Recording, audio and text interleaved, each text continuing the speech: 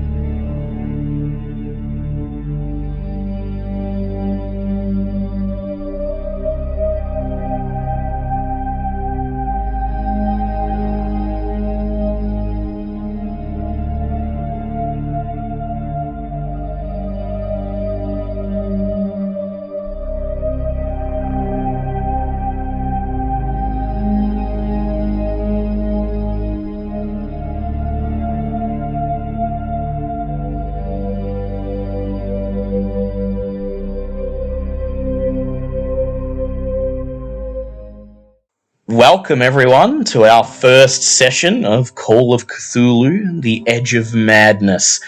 I have a group of 4 newbies, brand new to Call of Cthulhu here, bright-eyed, bushy-tailed, straight from D&D, and I'm going to crush their wills. You're just picking them roots. This episode is entitled What's in the Cellar? And it's our first intro scenario of the campaign. So, our story opens in 1923, the roaring 20s. The world is still building itself up, recoiling from the aftermath of the Great War. The 4 of you live in Boston, Massachusetts. And although right now you all live separate lives, have never met before, there's one thing that ties you all together. Except for Ash, who I'll get to in a moment.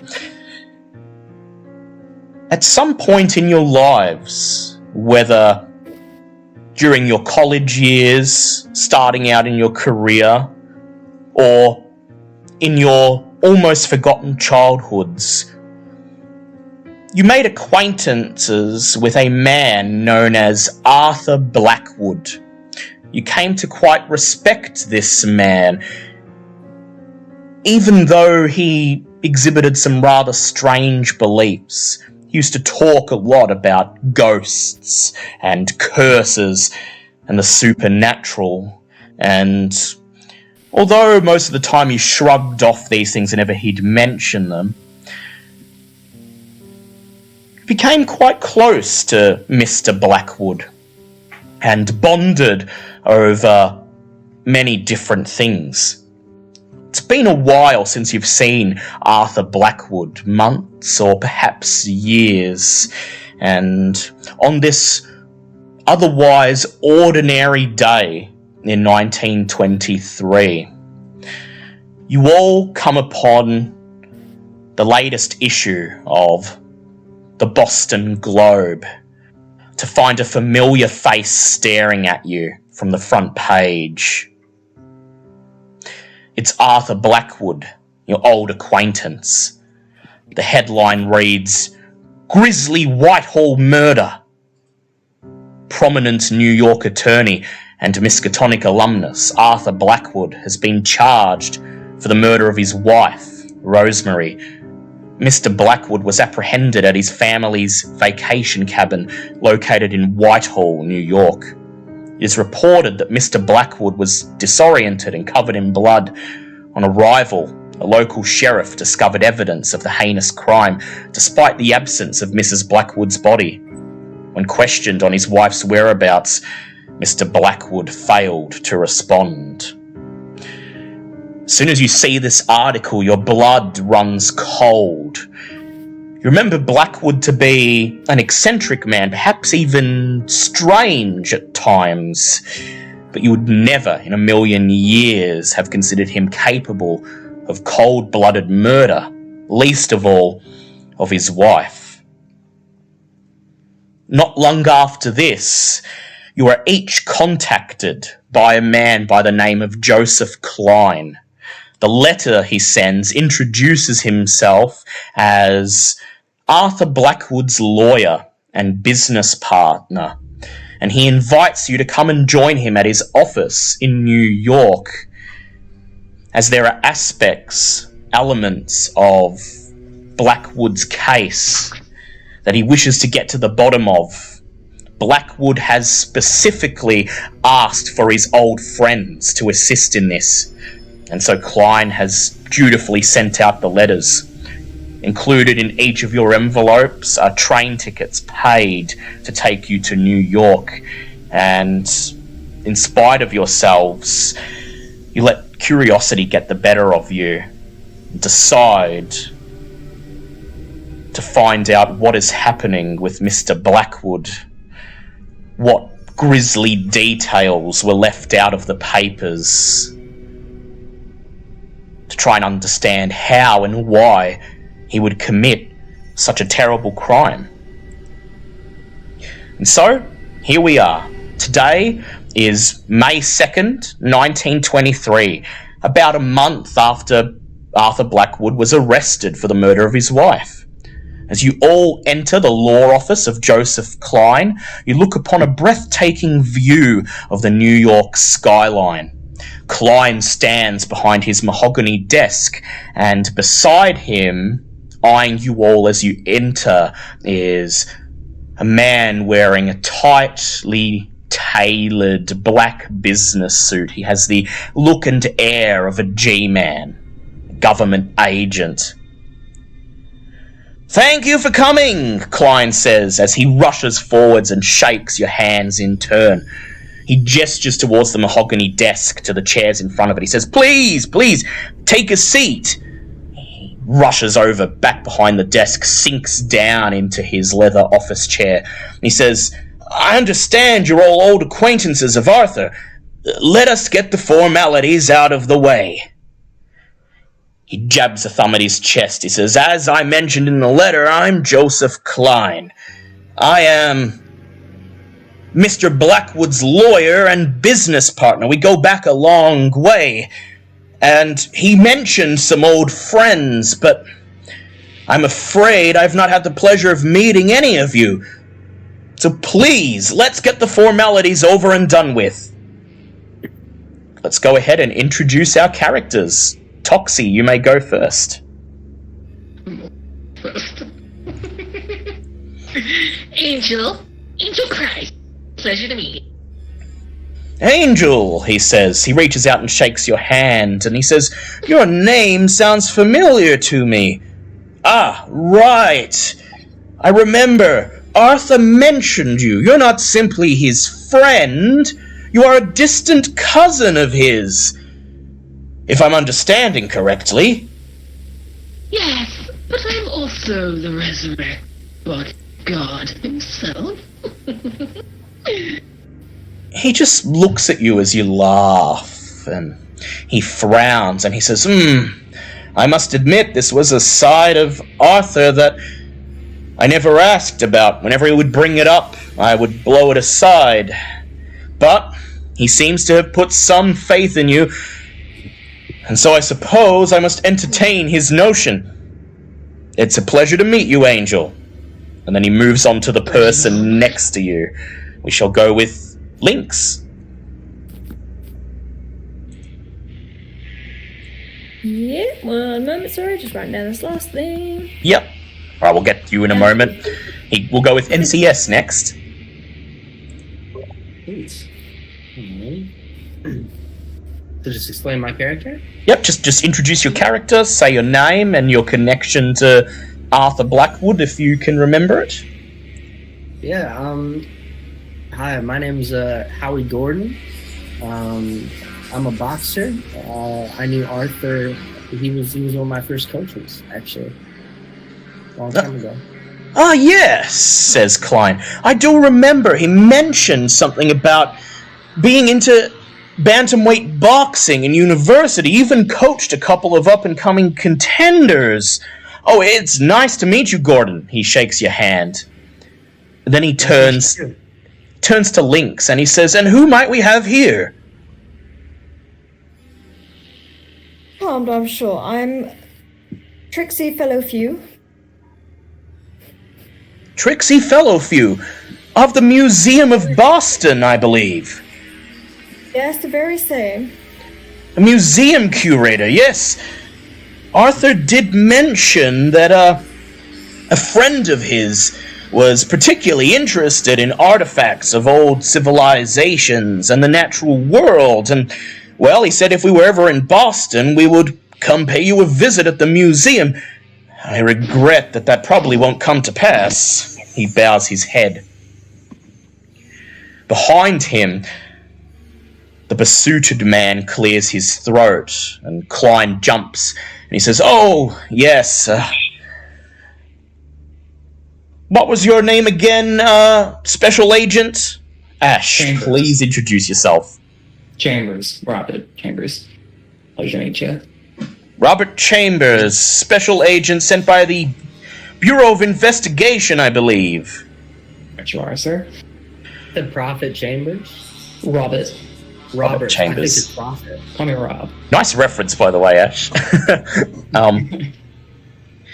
Klein frowns and he says, I'm afraid Special Agent Chambers being here is a sad coincidence.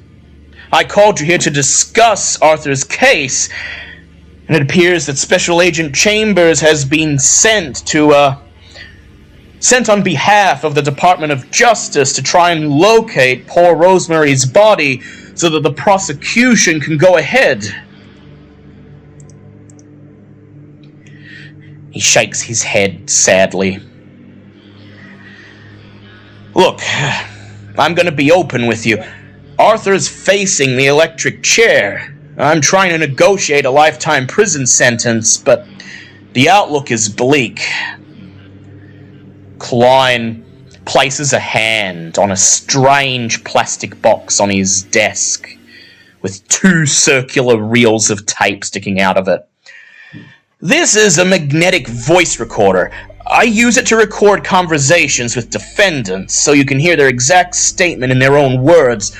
These are brand new, and the company that makes them is a client of ours, so we get access to this prototype. If you don't mind... go ahead, Angel. Oh, someone said something. I thought it was Toxie. I just said we could use those at the bureau. Yeah. He says, well, make the friends I do, Special Agent Chambers, and maybe you might get some very soon. Let me demonstrate how useful it is. Klein leans forwards and presses a button, and as a staticky hiss begins to emanate from the machine as the reels begin to turn, he says, Arthur has a message for you. As the wheels begin to spin, you hear Arthur's scratchy voice emanate from the box. My friends! My cousin, Angel, please! You must help me! I can't explain it. I never believed the stories, for they were too fantastic to be real, but the Blackwood family line is both blessed and cursed. A genie lives in the cellar of the family cabin, but to control it you must find my ring. I dropped it, I think, in the cellar. Please, find my ring and prove to the police that this genie exists. Please, I implore you, find my ring, for it is the only thing that can prove my innocence. The wheels stop turning with a click. My cousin noticed. As crazy as a... just like the rest of them. Yeah. As crazy as Just you, pulls out his perhaps. notebook. Yep. Jutting away. As crazy as cousin like cousin, I think. Yeah. Fuck no. Klein opens a manila folder that's on the desk next to the recorder, and he retrieves from it a photograph. Flips the photograph around and shows it to you. It's of the cellar beneath the Blackwood cabin. It shows dark earthen walls lined with shelves and a white floor of crushed shells and gravel. A large amount of blood is splashed and splattered across the floor. As you can see, there is sadly no such thing as a genie, Klein says. Poor Arthur has been under incredible stress over the last few years. I'm afraid he eventually snapped and butchered his wife. I concur with Special Agent Chambers on this, although he was my friend. Oh, it's real, my friend. The story's been for the family years. Look, I understand how someone could crack. I see it. Oh, he didn't Fred. What do you mean? How do you know that? He's my cousin. So what, you know that he didn't crack? Oh, I know he did. His spirit just went by a plane. What? What? Is anyone, am I the only one hearing this? I'm just an observer of the stars, friend. The spirit Okay. live between. I just walk a little bit away. Yeah, you get up His out of left your eyebrow chair. is just slowly creeping up his head. Yep, back My away God, from the what? desk. Klein, with an eyebrow raised, just stares at Angel and then opens a drawer in the front of his desk and slides a key across it to Angel. He looks down at her and he says, "Look, it's only because I still love and respect Arthur that I'm even entertaining such outlandish stories. Nonetheless, I must fulfill his request to have you search the cellar for anything to clear his name." It's been a while. Been down there. It'd be nice to check it out. "With all due respect, ma'am," Klein says, "I doubt you'll find anything. Perhaps, if you're lucky, you might find poor Rosemary's body, but all it's going to do is seal Arthur's fate, I'm afraid. But if there is something down there, something that will prove that this was just a momentary lapse of sanity, perhaps get him out of the electric chair, then, well, I wish you the best of luck finding it." Oh, don't worry. No family secrets. He nods, and then he says, "Well, good luck, and for what it's worth, I hope you have a bit more of a head on your shoulders than your cousin did. I have a bad feeling about all of this." Put a business card on his desk in it for the Church of Heaven's Ascendance. So you stand up, you slide your business card across the desk. He picks it up and he looks at it, frowns, and then places it in his breast pocket. It says on it, in like brackets, God, psychiatrist. He sighs and shakes his head and says, deferring to Agent Chambers, "I understand that you're working on behalf of the Bureau, but if you would accompany these three to the cabin, perhaps working together you might find something of note." Yeah, I think that should be helpful for the case. Thank you, Mr. Klein. Miss Angel, was it? Yes, Angel Christ. Pleasure to meet you. Do you have any more of those cards? Yes. She pulls one out. Pocket. She's just like, "Here you go." I just slide that in my pocket. I've already booked a passage for you on the 10:38 train. Should take you up to Whitehall And this key will get you into the cabin.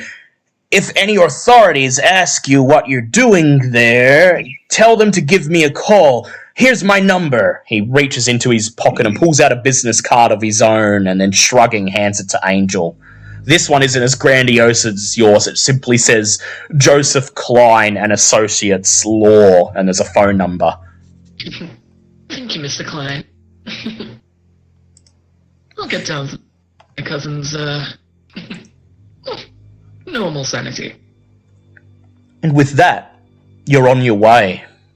You board the 1038 Amtrak, and it carries you from Manhattan. The skyscrapers and concrete are replaced by the scenic and untamed countryside. 6 hours later, you find yourselves trekking through the primeval wilderness of Washington County. You come to the end of the hiking trail where the log cabin stands, shrouded in shadow on the edge of the dense tree line. This unassuming structure, no more than a grey smudge against the deep green foliage, is where Rose Blackwood met her grisly end. The skies above are tinged with pink. It is just past 5 p.m. and the town of Whitehall is at least an hour behind you. The Blackwood cabin is a small one-storey house, unassuming, and as you approach it, you see nothing watching you from within. Beyond the window that looks out into the wilderness from the living room is nothing but sheer blackness. You reach over, try the doorknob, and as expected, the door is tightly shut. I've got to say, I expected a bigger house for a man with such a high-paying career. The amount of scrapes he's won me out of. Oh, don't worry. This is just our family's home. Indeed, and Trixie, I'll ask you, Trixie, to please make an intelligence check for me. So this is our first roll of the session. So what you're going to do is you're going to roll a D100 and try to get under your intelligence. Alright, one moment. Is there somewhere I can get Call of Cthulhu dice? Cause So just go and pretend. You know how to use the electronic dice for D&D, don't you? Oh, I don't know if you do, but yeah. So just do that and go roll go exclamation mark D100 in lucky dice, and it will. Wait, will it? No, it'll roll exclamation mark roll 1D100, and that'll make it. It should. It's not working. Alright, I'm going to get a dice roller. Hang on. I'm already doing it. You've already done it? Toxie's done it for you. You can also just go on Google and literally ask it to roll on a given die. Yeah, alright. Yeah, just go on Google and type roll a D100. You can literally do like normal notation as well, it all works. Yeah, right on the Google homepage. Oh yeah, the Google homepage that I've definitely visited in the last 8 years. And if not, if it doesn't do that, the first link literally leads to a D100 dice roller. Oh, that's 99, that's bad, isn't it? Oh, how much? Under. Out of, oh well. Oh, does it do 100? It's okay. Yeah. So how much did you get, Links? Got 99. 99, and what's your intelligence? 80. 80, yeah, so that counts as a fail. So in Call of Cthulhu, when you fail a roll, you can do 3 things. You can either accept it, you can spend your luck to bring it down to where it passes, so this would be 19 luck spent, or you may do what is called pushing the roll, which is where you roll again, but if you fail a second time, the results will be much worse. Oh god, okay. Alright, I will accept this one. Yep, going to accept it. So, as Trixie, as you look at the house, you notice that a lot of the logs that comprise the building appear to be quite old. The wood grain suggests that These logs are at least several decades old, and it looks like this is an old family cabin. It was probably built a very long time ago, and that's why it's not as big as you expected it to be.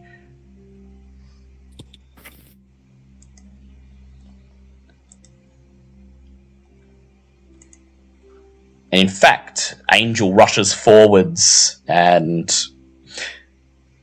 simply calls out, it's lovely to be back here, confirming that this is indeed a place that has stood for quite a long time. So, Angel, you've got the key. Would you like to let everyone in? Yes, I do. I open up the door and I just breathe in the air. Yep. Push open the door and breathe in the stale air that emanates out. The familiar smells bring you back to your childhood. Then you step inside into the blackness, motioning for everyone to follow you. You all step over the threshold into the cabin's living area. Everything inside is neat, clean, and orderly. For a brief moment, it almost seems welcoming. But then you remember the horrific events that supposedly took place here. The photograph that Klein showed you. The scene that awaits you below in the cellar. The cabin itself is decently sized inside, decently homey. Taking a quick look around, you find 2 bedrooms, a small kitchen, and a large parlour. There's a trap door in the parlour that leads down to the cellar under the cabin. This is where Arthur instructed you to look, but perhaps you might like to search the cabin itself first. It's up to you. I think it seems reasonable to search the cabin after investigating the crime scene. Yep. Yeah, I agree. Do you guys want to do the crime scene first? So, you lean over... Push you off to the cellar. Yep. So you lean over to open the trap door, and it doesn't lift. It seems to be stuck. You can't see any lock on it. It doesn't look like it's been locked. Rather, it's jammed, as if somebody has wedged it shut from the other side. And it's going to require considerable strength to get it open. I can try that. I'm a big boy. So go ahead, Gordon, and roll your strength for me. So how do I just have to roll under what I have? Yep, so just roll a D100 and try to get whatever your strength is. How do I roll a D100? So I'm going to post a link in Lucky Dice. Just use this. Just use this link. There we go. Okay. While you're doing that, roughly how are our characters built? Sorry, Ash? So while you're rolling, roughly how are our characters built? Like, what are our best stats? Yeah, like what are we... Well, I assume Gordon's good at anything requiring strength or hitting things. I will post my regular stats in general. They're just loading. There you go. So power and intelligence are my highest. Right, so you're going to be good at investigating things. Nice. Education and con are my highest. Nice. I'm size and strength. Yeah, you're definitely the muscle. Big dumb boxer boy. And I get the feeling Trixie, as a museum curator, is probably good at identifying things and researching bits of knowledge and... I got a 48, by the way. Intelligence and power as well. Yep, you're going to be a good investigator too. So how did you do on that roll, Gordon? 48. 48. And your strength is? 70. Yeah. 70. So yeah. So you pass, you lean over, and you groan.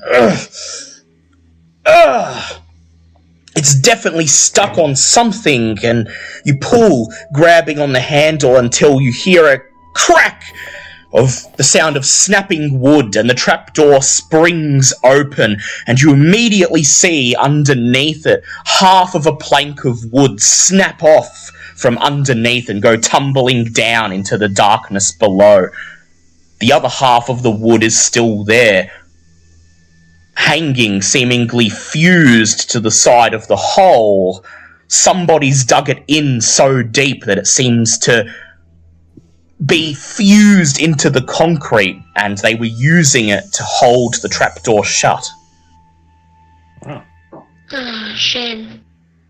It was quite a vintage house. A little ruined now. Almost as soon as the trapdoor opens, you're all overtaken by a very fleeting, very intense sense of dread. You look around you, trying to determine where it's coming from, where this sense of being watched emanates from.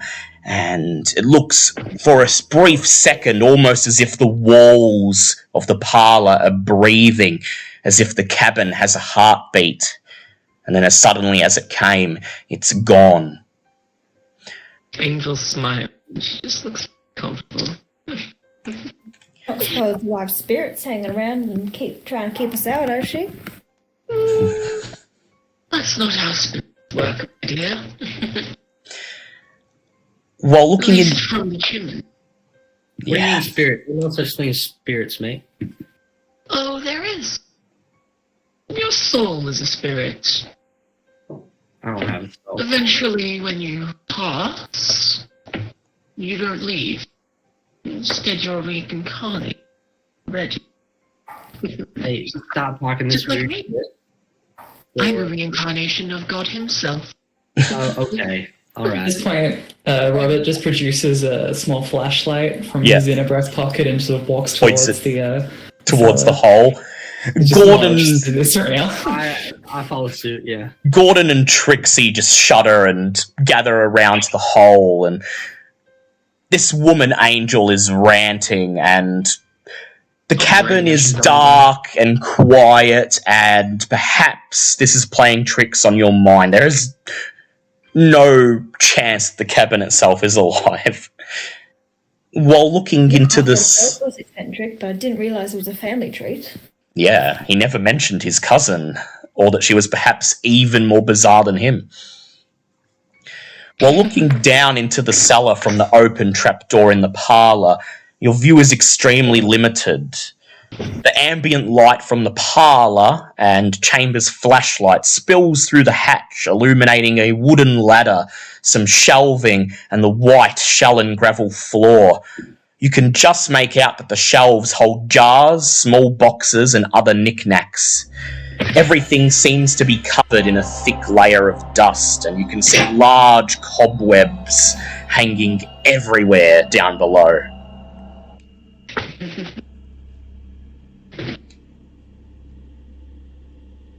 Could you use a Yeah. bit of padding? The special agent lady, I feel like you should go first because I don't know what I'm allowed to touch and what I'm not. So, like, I just want to make sure, I follow the rules. So you go ahead, show me what's good, what's not, and then I'll be right after you. Angel just walks ahead of everyone and is just like touching jars and rubbing them off. Just climbs straight down, starts touching the jars. So as Gordon asks the special agent if he can go first, Angel just I'll pushes between you, starts climbing nonchalantly down the ladder, and you shrug, follow her down. Angel's the first to get to the bottom, and as soon as she reaches the bottom, she heads to the nearest shelf, starts touching the dusty jars and boxes that sit upon it. As you climb off the ladder and your feet press down on the floor of the cellar, the floor makes a quiet crunching sound, but somehow the floor has a disturbingly spongy feel to it. Almost as if it isn't entirely solid, and you feel yourself sinking ever so slightly into it. Robert Chambers begins to move the beam of his flashlight around, taking in the surrounding area. And as he does so, I would like everybody present to please go ahead and make an intelligence check for me. That's a pass. Oh, far out.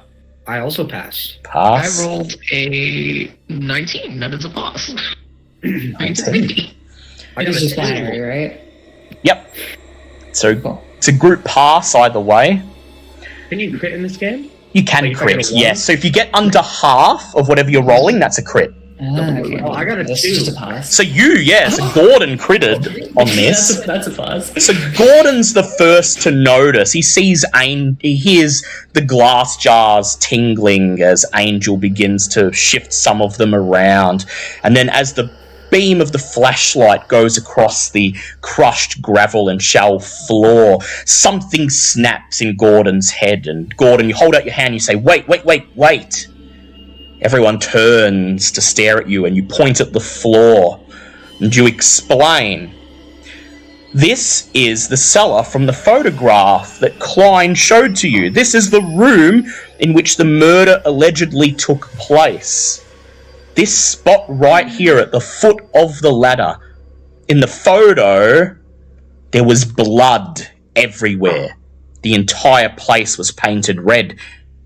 Now, however, the floor is clean and white, with no apparent signs of blood at all.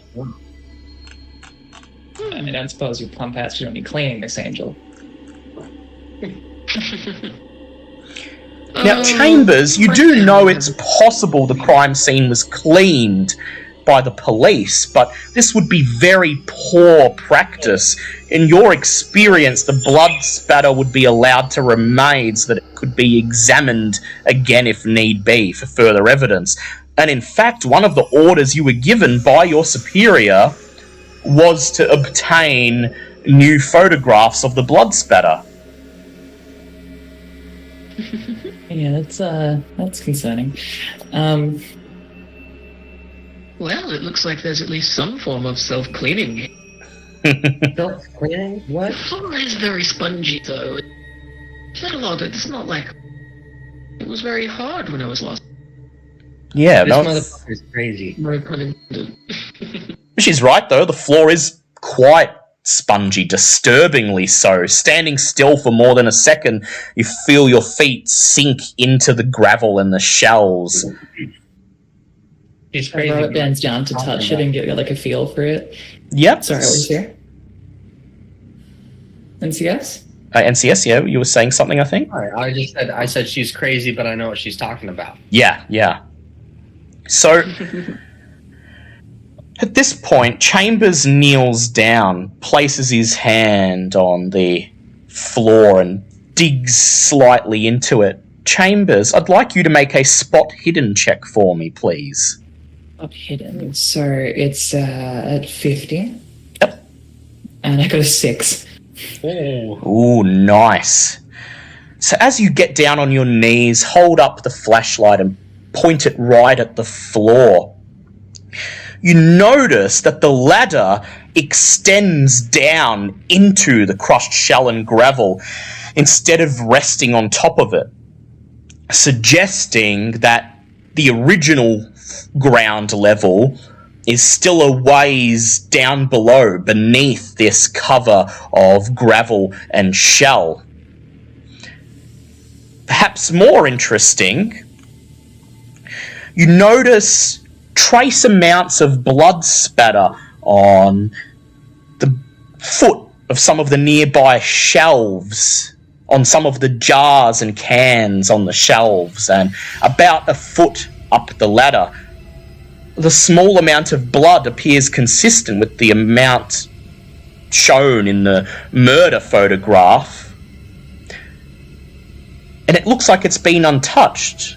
What's strange is that no blood appears to be on the floor at all, yet some of the blood spatters remain on the walls and other surroundings.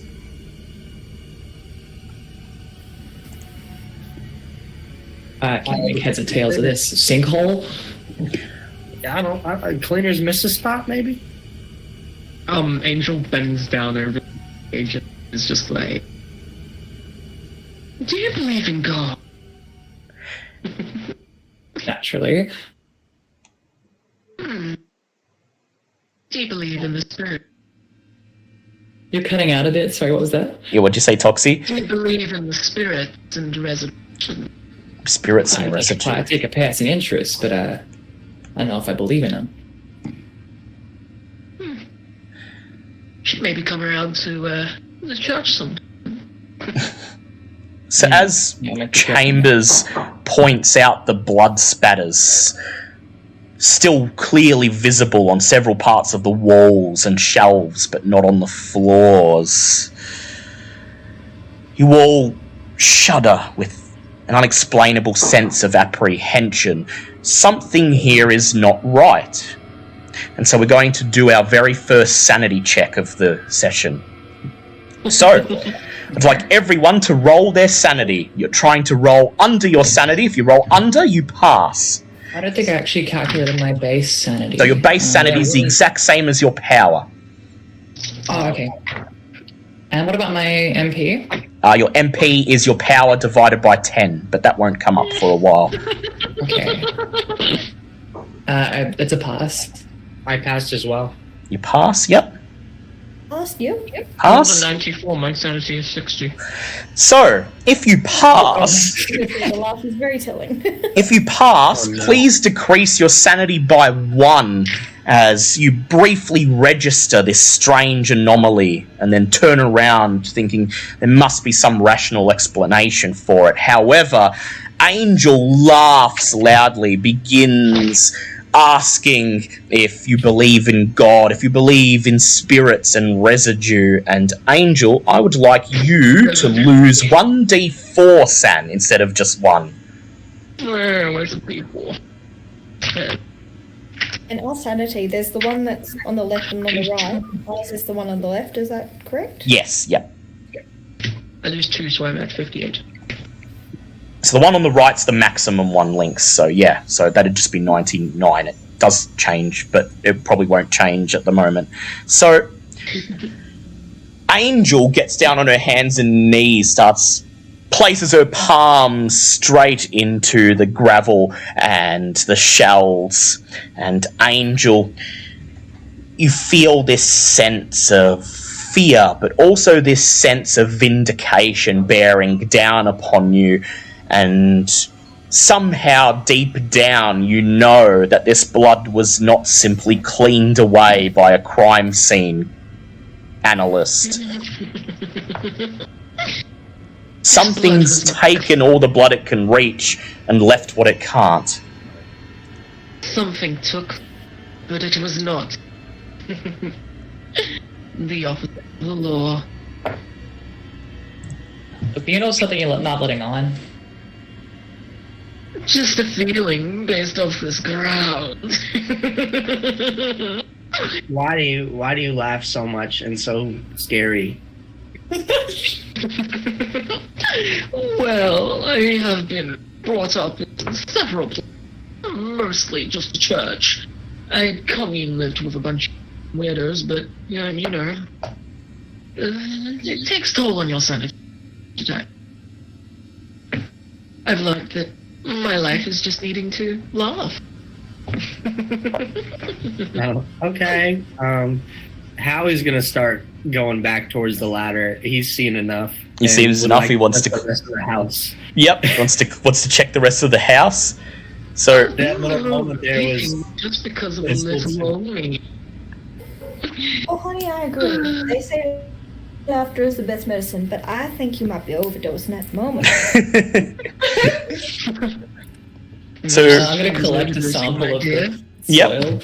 Yep. Or collect a sample of the earth. So Roberts, Chambers, you dig a small sliver of the ground off, pick it up and hold it close to you, and it seems to be crushed seashell mixed with gravel, but you drop a tiny bit of it into an evidence bag just in case. And then as Howie Gordon steps past you, places his thick hand on the ladder, and the ladder rumbles as he starts to climb. You wave your flashlight around, trying to make stock of the cellar in general.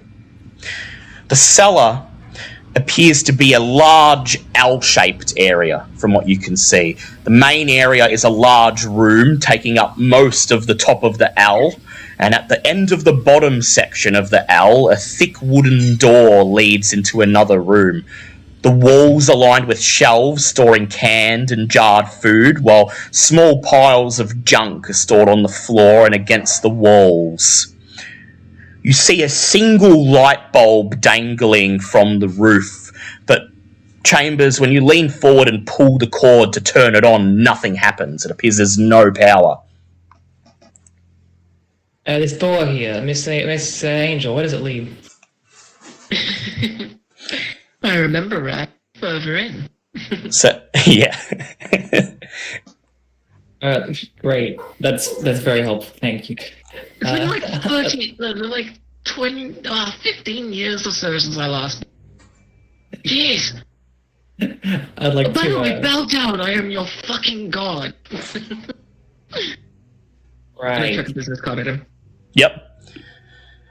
So, Howie Gordon, you've climbed out of the cellar and you've gone upstairs to search the rest of the house. Am I correct? Yeah. I've gone. I'm trying to. I'm trying to get back upstairs. Yep. I So get a breath. I'm all the fucking crazy right now. You climb out into the parlor and you breathe in the stale air. And then you look around, and now that you're the only one in the parlor, that strange sense of dread returns. You look around and it's almost like you can see the log walls expanding and then coalescing down towards you and then expanding again as if the house is breathing. You blink and shake your head and the sensation stops. Right. Yeah, I guess I'm just gonna start walking around. What rooms am I working with? So there are 2 bedrooms, a bathroom, the parlor, the kitchen, and the living area. I guess I'll go check out the living area first. Yeah. So you leave the parlor and start searching the rest of the house. The house is pitch black. The shadows are long. There's only dim ambient light coming through the window, but luckily you manage to find a lantern on the coffee table in the living room. You strike a match, lighting it, and begin your search. Howie Gordon, I'd like you to make a spot hidden check, please. Oh, okay. How much is my spot hidden? Okay. I believe. Oh, my spot hidden is 45, and I got a 24. 24, nearly a crit. So, we'll get to you in a moment. Those of you who are down still in the cellar, looking around and seeing what you have to work with, what would you like to do? I want to go to the door. I'd like to pick up a jar. Yep, you're going to pick up a jar, and Chambers wants to go to the door, and Trixie? I think I'm just gonna look for this ring, see what I can. Yeah, this ring that you were told to look for. Do you have any idea where you'd like to look? I think I'm just gonna probably rummage through the pile of junk. Yep, so the nearby piles of junk. Okay, so I would like Trixie to make a spot hidden roll, please.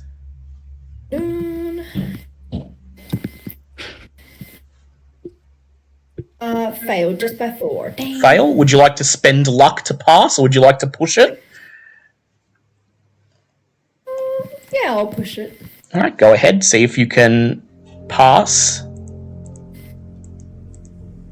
Oh, is it one? Is it? Yes, just by 3. Just by That's 3. close. Okay, we'll get to what you find in a moment.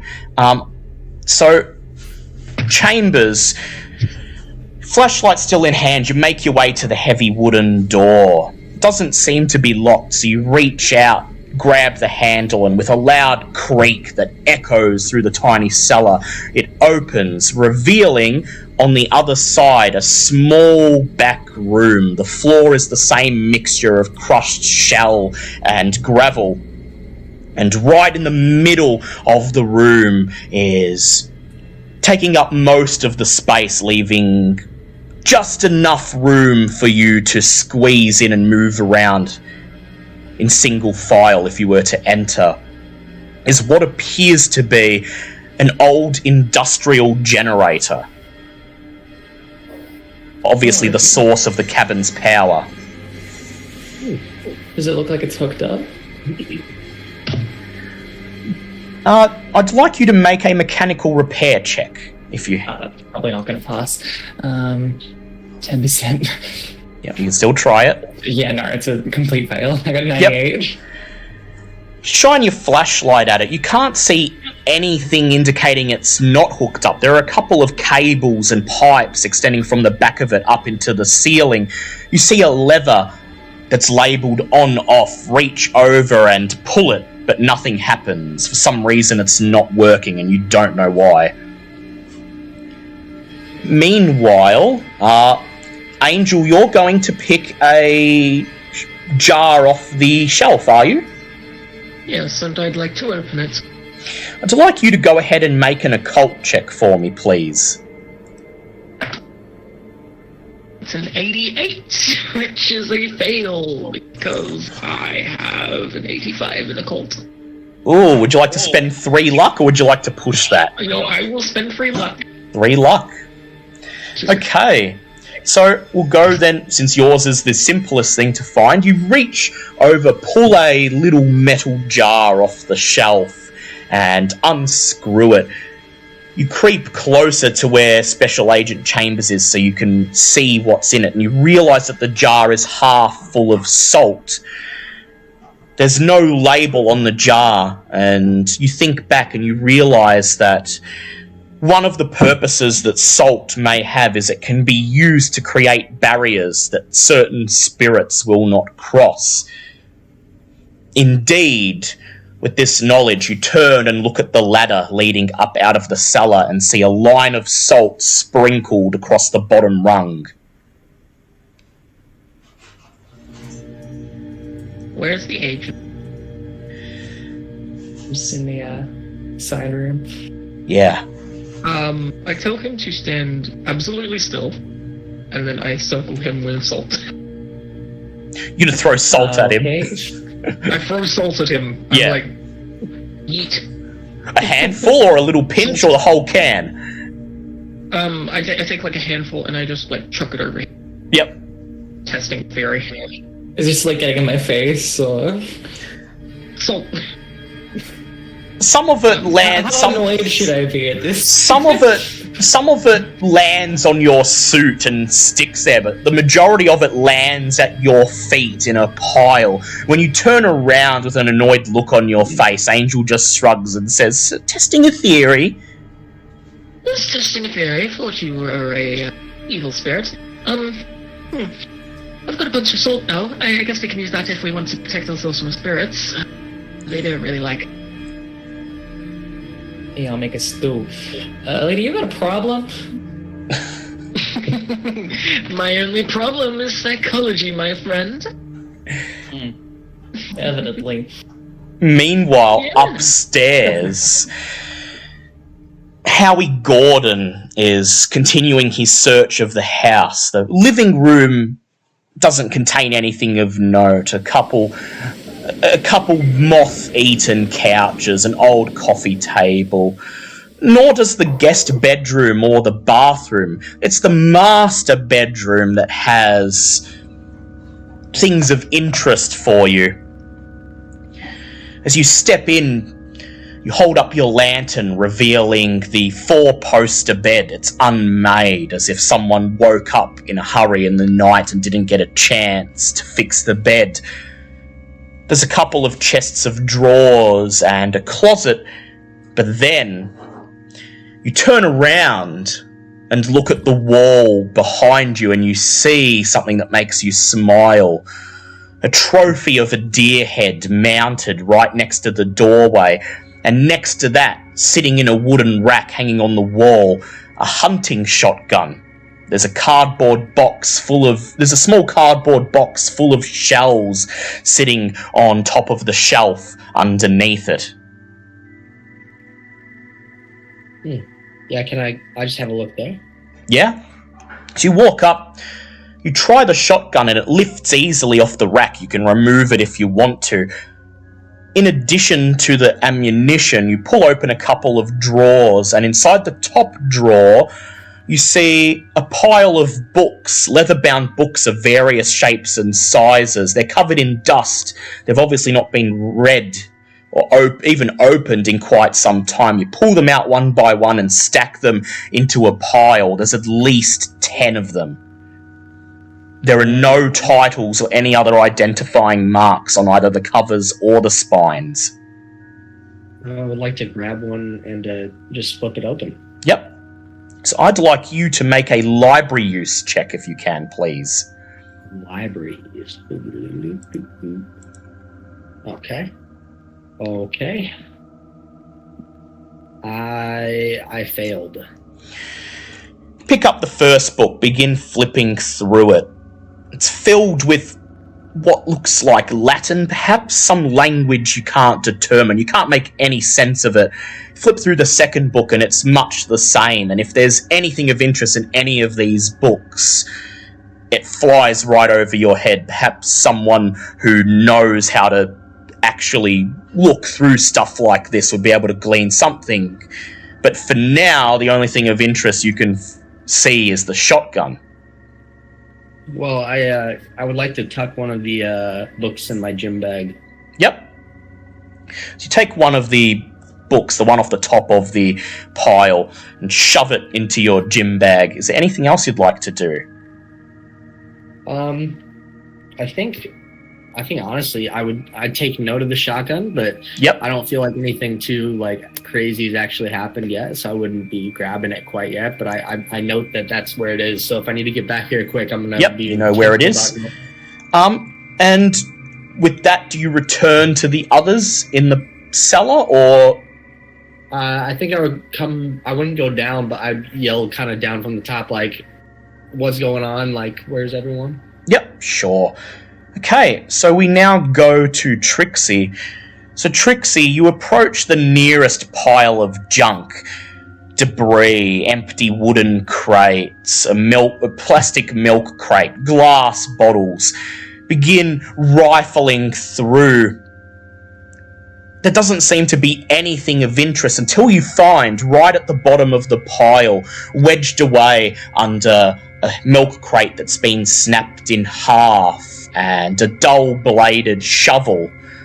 A small wooden box. There are no identifying markings. The only thing interesting it has is a small silver latch on the front.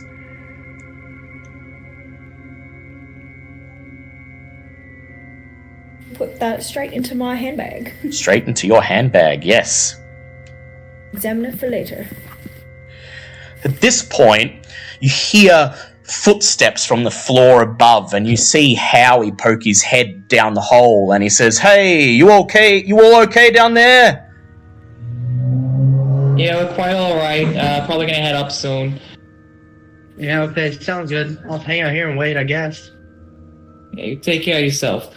Is there anything that really jumps out to me in the basement? Because I'm thinking of heading up. You can make an intelligence check. Yeah, that's come on. Pass. Just a pass. So aside from the generator, if you could possibly get it running, it might add some light to the situation. The only other thing that you think might be worth a look is perhaps digging up some of the floor and seeing what's underneath. Bless you, Lynx. Difficult without a shovel. You do recall that in Arthur's message that he left to the other three, he mentioned dropping the ring in the cellar.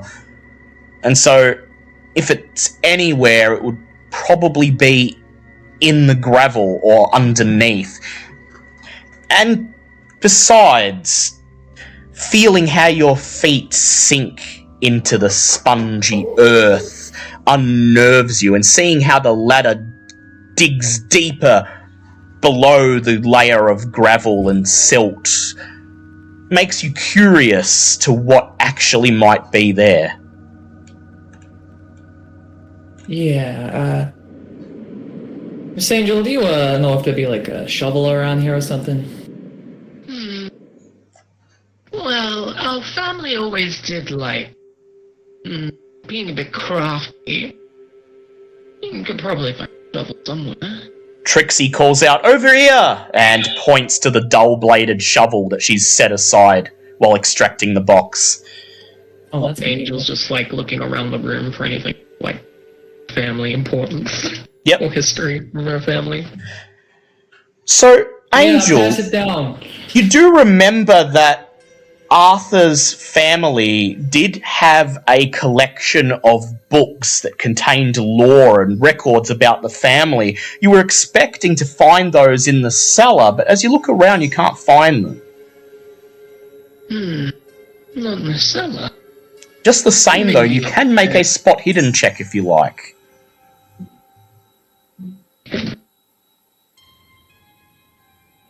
I don't have that as a thing, so... I mean, you can try it if you want, but otherwise you'll have to make do with what I've told you. So if I roll for spot hidden, even though I don't have that as like a skill... Yep, you'll be doing the base percentage of it, which is... 25, yeah. 25, yeah.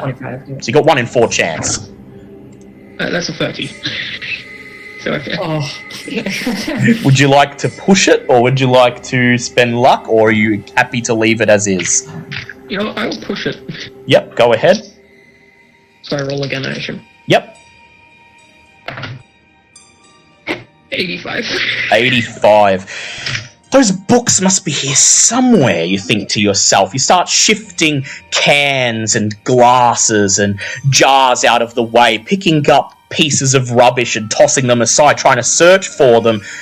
And then you find what you're looking for, a blank gap on the shelf where books, approximately 10 or so, would have once been lined up, but they've been removed. In their place is 3 pairs of thick leather gloves piled on top of one another. You swear and punch your fist down on the shelf and accidentally graze your skin against a sharp piece of wood. You take 1 point of damage. That's what you get for pushing the roll. Right, I'm gonna go look upstairs and try and find these books I need Yep. from my family. Walk past everyone, grab hold of the ladder, and begin to climb up, pulling yourself out of the parlour, right next to Howie. Hi. Hi there. You seen any books around? Look, yeah, actually, I have.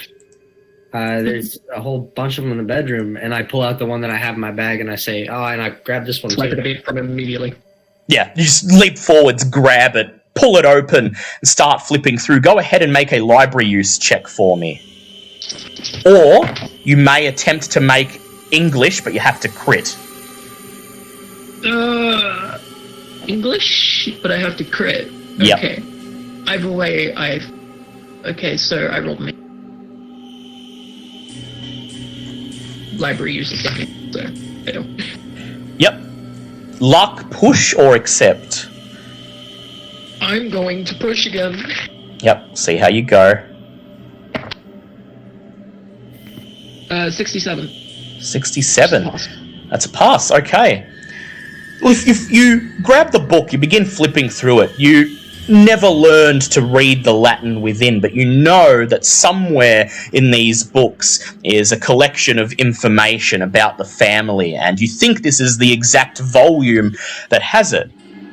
Sure enough, thumbing through the scrapbook, you eventually find a page about halfway through that has a collection of newspaper articles and clippings pasted to it.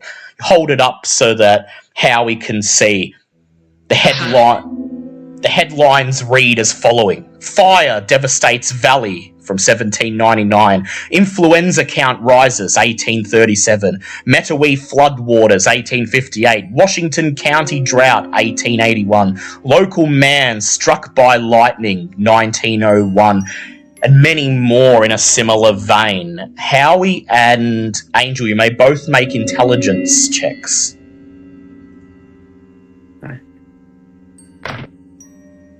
Intelligence. I failed.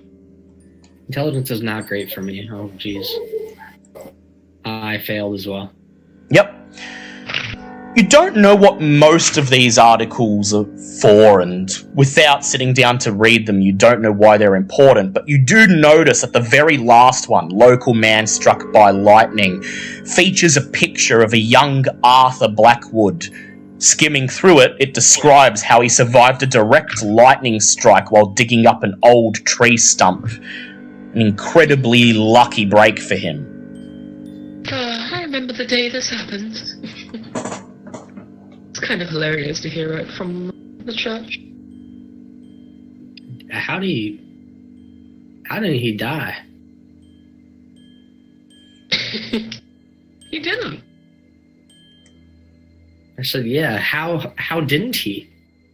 The article simply says that, by all accounts, he should have perished, but through some freak miracle of nature, he happened to not only survive the lightning strike, but when a tree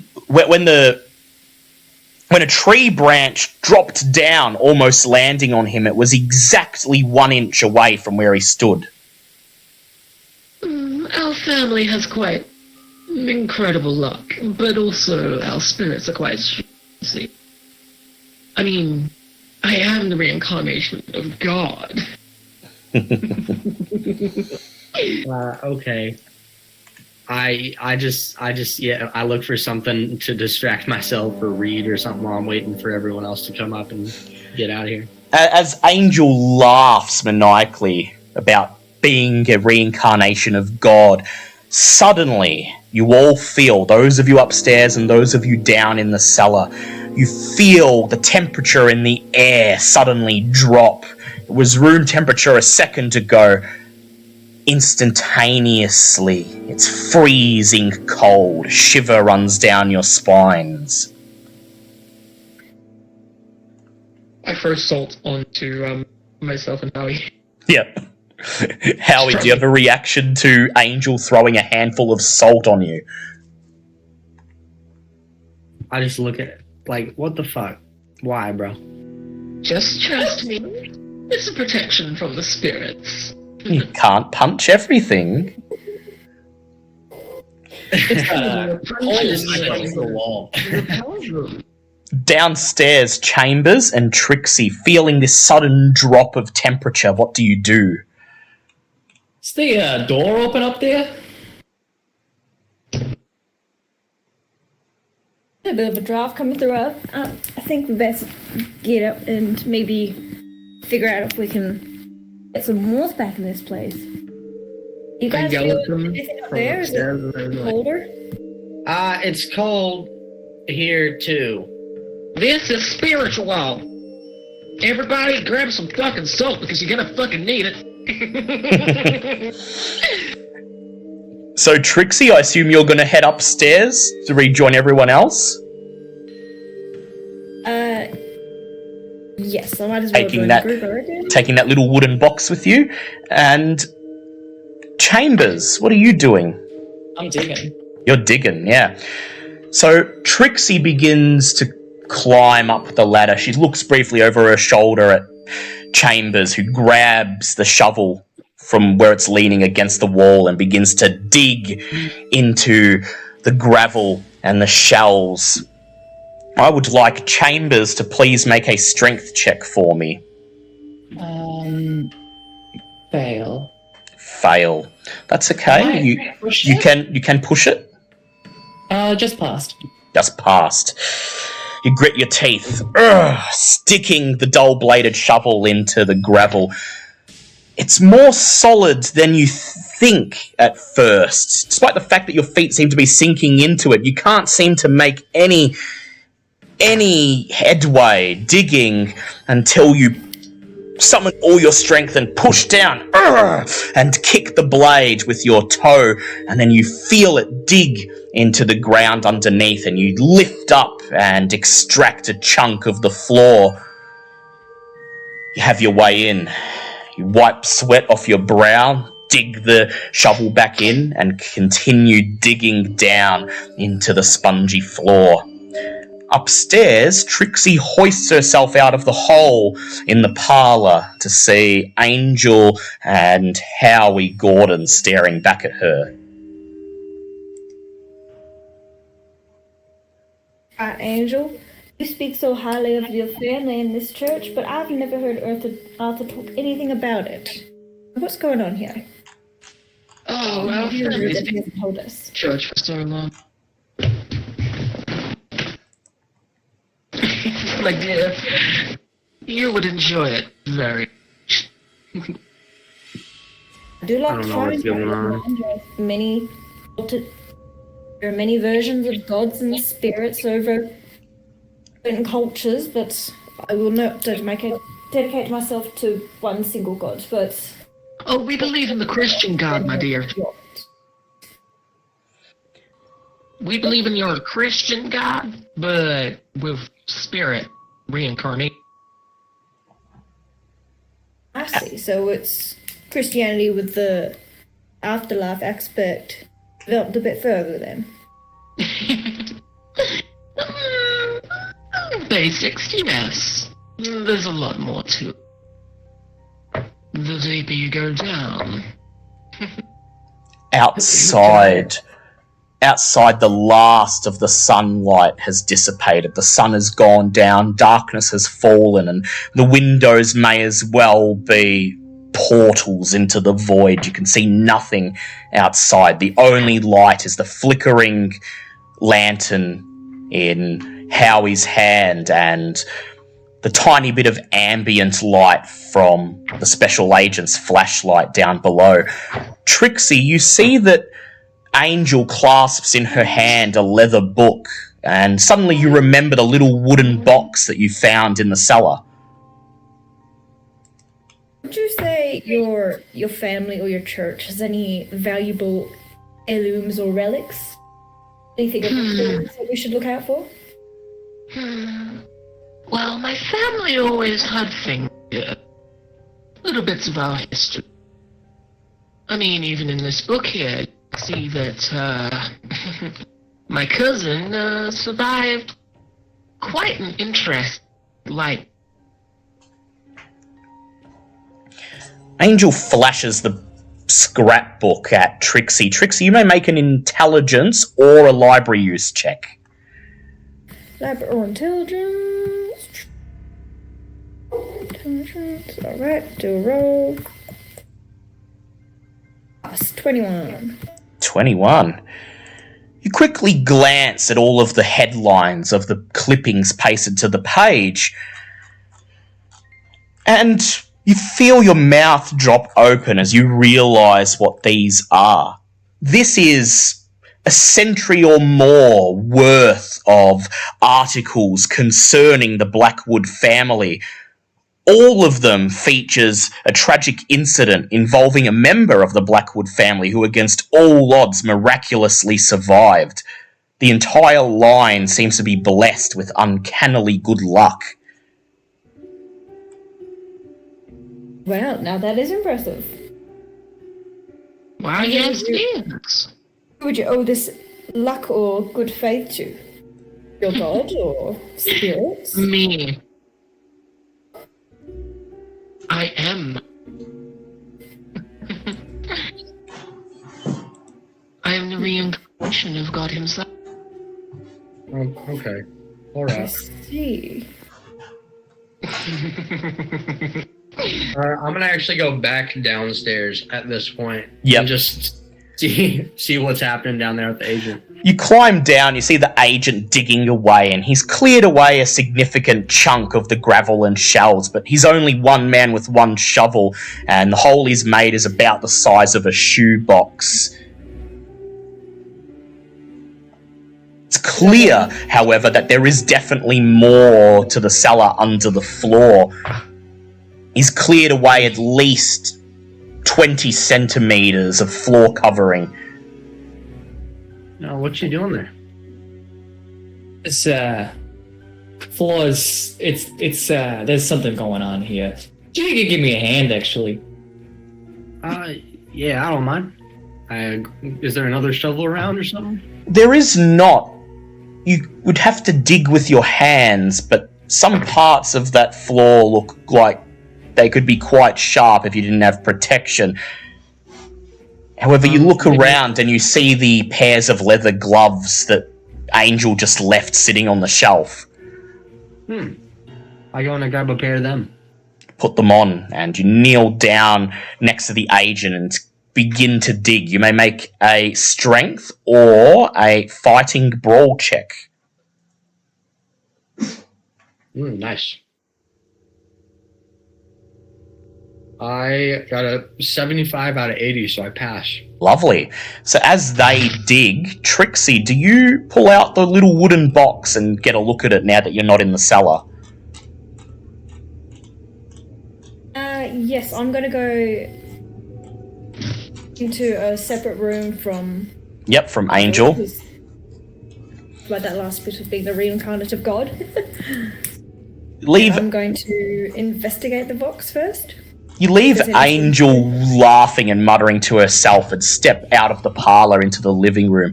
You lift up the box to the ambient light and squint at it, turn it around, and from what you can tell, it appears to just be a normal little wooden box with a silver clasp on the front. There's definitely something in it, though. As you shake it, you can hear something rattling inside. I want to walk up behind her and just throw salt at her. As you place your finger on the clasp and click it open, you feel cold run down the back of your shirt. You turn around and see Angel there holding the can of salt in her hand and realize she's just thrown a handful of salt at you. Sorry, just testing a theory. Spirits, they tend to not like salt. Probably, sorry, my face, but... So, why are you hiding from me? Oh, I wouldn't say hiding per se. I just found this little box and thought it might have that dastardly ring in it or something. Maybe. Let me have a look. Tune stuff. You flip open the box. The first thing you can see, attached to the underside of the lid, is a small circular groove about the size of a ring. Looks like a storage place, like a place you'd put a ring on the inside of a jewelry box, but there's nothing there. Aside from that, there's three other things in the box. 2 scraps of aged, yellowed paper covered in archaic-looking handwriting, and a small painted canvas depicting a stern man in Puritan clothing, and a ostentatious black jeweled ring on one of his fingers immediately catches the eye. You flip it around, and on the back of the painting is written, "The Wizard, Milton Blackwood." Milton. It's been so long since I've heard that. The portrait's eyes seem unnervingly to watch you as you slide the painting back down into the box, almost as if the man in the painting is alive and looking into your soul. I'd like the two of you to make sanity rolls for me, please. Jesus, failed that spectacularly again. I rolled a 77 fail. So, that'll be 1d2 for both of you. Only 2. Do I have a comma? Oh, wait, hold on, I actually have a D2. I have a D2. Yeah, well, I mean, you could do any dice and,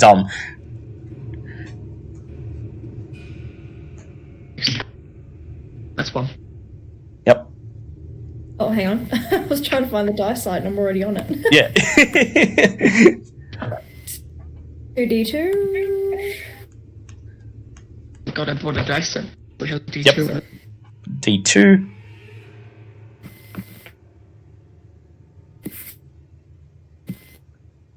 Total 4. Go. Okay. So you both shudder as Trixie folds the canvas up to block out the man's face, slides it back into the underside of the box lid, and then you reach in, pull out the scraps of paper, pick them up and hold them close to your face. The handwriting is so old, the ink so faded, that it's nearly indecipherable. I'm going to need an English check, please. One for each piece of paper. So there's 2 pieces, right? Yep, so 2 English checks. I mean, Trixie can do one and you can do the other if you want. I got a 49, so that's a success. Yep. Yep, success.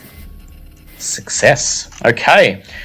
So you grab the first piece of paper, hold it close to your faces, and eventually decipher the writing. It reads, "Lo, the bond is set, the accord sealed in blood, as decreed by the ancient texts, afforded to me by the chapel of contemplation. Wealth and good fortune shall now flow through the Blackwood bloodline. The price is Christian blood that has been defiled in the name of the one beyond."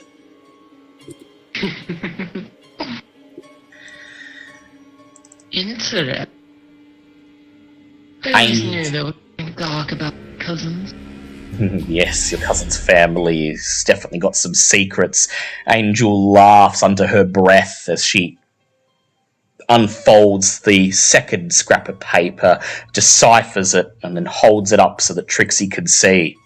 It reads, "Unto the very ground I have bound the demon to the Blackwood bloodline. As long as a true Blackwood kin wears the ring, the creature will remain trapped and its bounty of good fortune untainted. To my heir, never let this ring leave your finger. Let it pass from father to son on the deathbed. Never let the creature free, for its hate is unbounded, and it desires nothing more than extinction of the Blackwood line." That's the ring I am currently digging for. Yep. Meanwhile, any thoughts, Trixie? Just processing it. So if the demon's contained within the ring and you're meant to wear the ring, Then the demon's currently not contained. I'm gonna go down to the door and just shout down that gentlemen, we might have a problem. You might want to stop. You might want to look for that ring a bit faster. As you shout this, we move down into the cellar where Howie and Chambers are digging furiously, shifting away handfuls of silt and crushed shell, moving away the old floor covering to reveal what's underneath. And then, finally, it is done. Trixie, are you peering down into the cellar? Yes. I'm circling myself with salt. Yep, you're sprinkling yourself with salt. As Chambers uses his shovel to clear away the last of the seashells and gravel, I would like everyone except Angel, who's not peering down to the cellar, to make a sanity roll for me, please. Pass. Oh, freaking, yeah, I got a 3, so I pass. 3, yep. Yeah, I'm glad that passes. Pass. Okay, so for passing, you each lose 1 sanity loss. In spite of yourselves, you feel your jaws drop open and you gasp. Underneath the floor covering is a hidden layer of human bones. Most of them are crushed and unrecognizable, though there are just enough for you to recognize that they come from a human. Half a skull here, half a rib there. Some of them still have flesh attached, even tatters of clothing. I I look around me at the rest of the ground and see if the shells I thought were shells were not shells. They were bone. Oh god. Yeah. I would like, in that case, so if you want to examine the bones you've uncovered, that will be a medicine or a science roll, or an anthropology one. Howie, if you want to just examine some of the shells that you've moved away and find out what they really are, that's just going to be a spot hidden. Okay. See if they're not shells, see if they're bones. I passed. 40. I got 35 and I have 45, so... So Howie, you kneel down, pick up one of the shells at your feet, lift it up into the beam of Agent Chambers' light. What you thought was a shell is a human tooth. There is still flesh, part of a lip attached to the upper half of it, as if someone has used tremendous force to just tear it straight out of someone's mouth. I fucking drop it immediately. Yeah, probably with a loud scream. Chambers, what do you do? What is it? Fucking... It's not shells, mate. Everything's a bone. Oh, Jesus fucking Christ. Alright, I think we found what we need to know here. I can report this back. I'm going upstairs. Yeah, head for the exit. So, Chambers, do you have either medicine or science or anthropology? I've got 21 in science. Do you want to try and roll it to see if you can... Yeah, why not? Nah, it's a fail. It's a fail? You want to push that? What am I at risk of going wrong if I fail that? Like, if I doubly failed that? Basically just misidentifying it. Oh, that's fine then. I got 94, so that's double 94, fail. yep.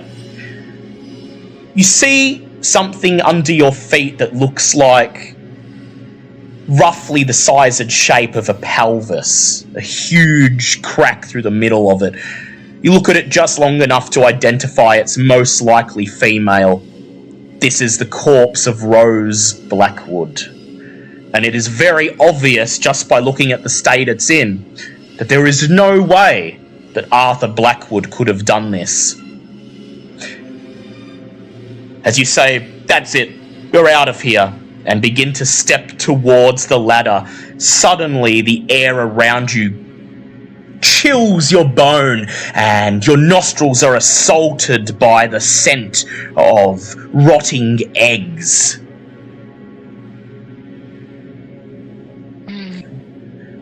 I would like Howard and Chambers to please both make listen checks. Listen checks? Yes. Listen's a skill, but its base value is 20. Entirely, okay. Fail. I failed as well. Yeah, double fail. You two just... Yep. You don't want to push? Nah. I can push. Well, what's your listen score? Just space. Yeah, that's yeah, what mine is. It's 20. Well. I may as well go for it, I guess. I failed again, so... Fail, yep, that's a push. You're too distracted by this grisly sight before you and the scent of rotting eggs that you don't hear the scrape of metal behind you until it's too late. You turn around and you see a shard of sharp metal, the blade of some sort of tool like a trowel or a little spade detached from its handle, flinging itself through the air right towards you. I imagine Angel is just sitting there and she's looking for a book that she has, which is a Book of Shadows, and she's just like, house protection. Hey, what about all this shit, do I? Just reading that while she hears a loud fuck from downstairs. Do I get hit by it? You can. You don't know if it's headed to you or to Chambers. What would you like to do? I would like to try and, I guess, just jump out of the way. Yep, alright. So if you'd like to try to jump out of the way, I'd like you to make a dodge check, please. Same for you, Chambers, depending on what you want to do. You have warned me. Okay. Can I dodge into chambers and try and knock us both out the way? Yes, you can, but you'll have to Both get a make crit. checks. Oh, I have to get a crit? Yeah. Okay, So I'll get you to roll yours first, just so Chambers doesn't roll if he doesn't need to. Yeah, okay. I failed that, so I'm going to actually push it. Yep. I passed that. I got a 20, and my dodge is 80. Ooh, okay. So Thank you. you push Chambers, you leap forwards, push Chambers out of the way. The metal blade sails over your head, hits the side of the ladder, which vibrates, and then it drops to the ground. Trixie, you see all of this take place beneath you.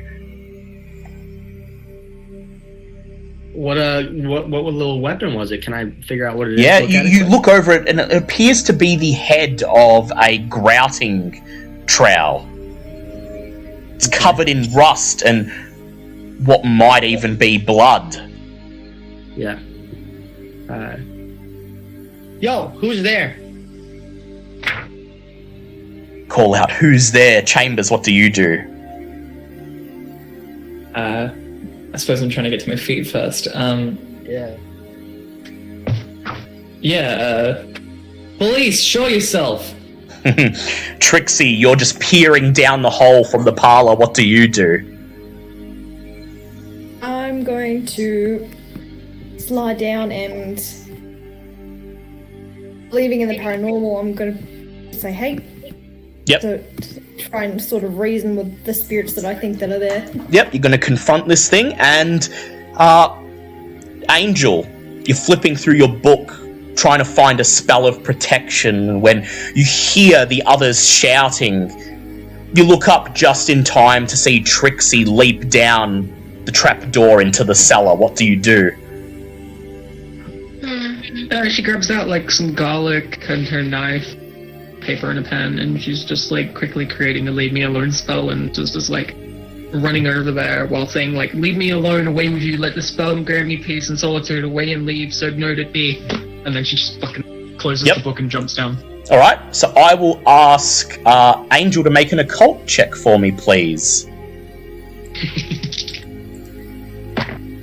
That is a 79, which is a pass. 79. Alright, I'll get to what that does in a moment. Trixie lands and she barks out, who's there? As Chambers raises his gun, points it into the darkness. You're not sure what you expect. What you don't expect is for a voice to boom out of the darkness back at you. It booms, I will not allow the ring to be found. The Blackwoods must pay for decades of imprisonment. And then it reveals itself. Although currently trapped within the cabin's cellar by whatever pact Milton Blackwood made centuries ago, this creature's dimension must be vastly different than our own earthly one. It appears as a mass of shadowy black tentacles, tipped with orifices ringed with needle-sharp teeth. The creature has no discernible head or eyes, but it does have an undulating central mass from which the tentacles originate. It exudes a terrible stench, like that of rotting eggs in the open grave, and as it drags itself closer, the air around it drops to freezing temperatures. As the three of you see it, I'd like you to make sanity checks, please. Pass. Fail. And fail. So for passing, that's a loss of 1d4. Okay. For failing, it's a loss of 1d6. Oh, jeez. Oh, I got 4. I got 4 as well. 4. How did Trixie go? God. Ooh, okay, not too bad. Oh, come on.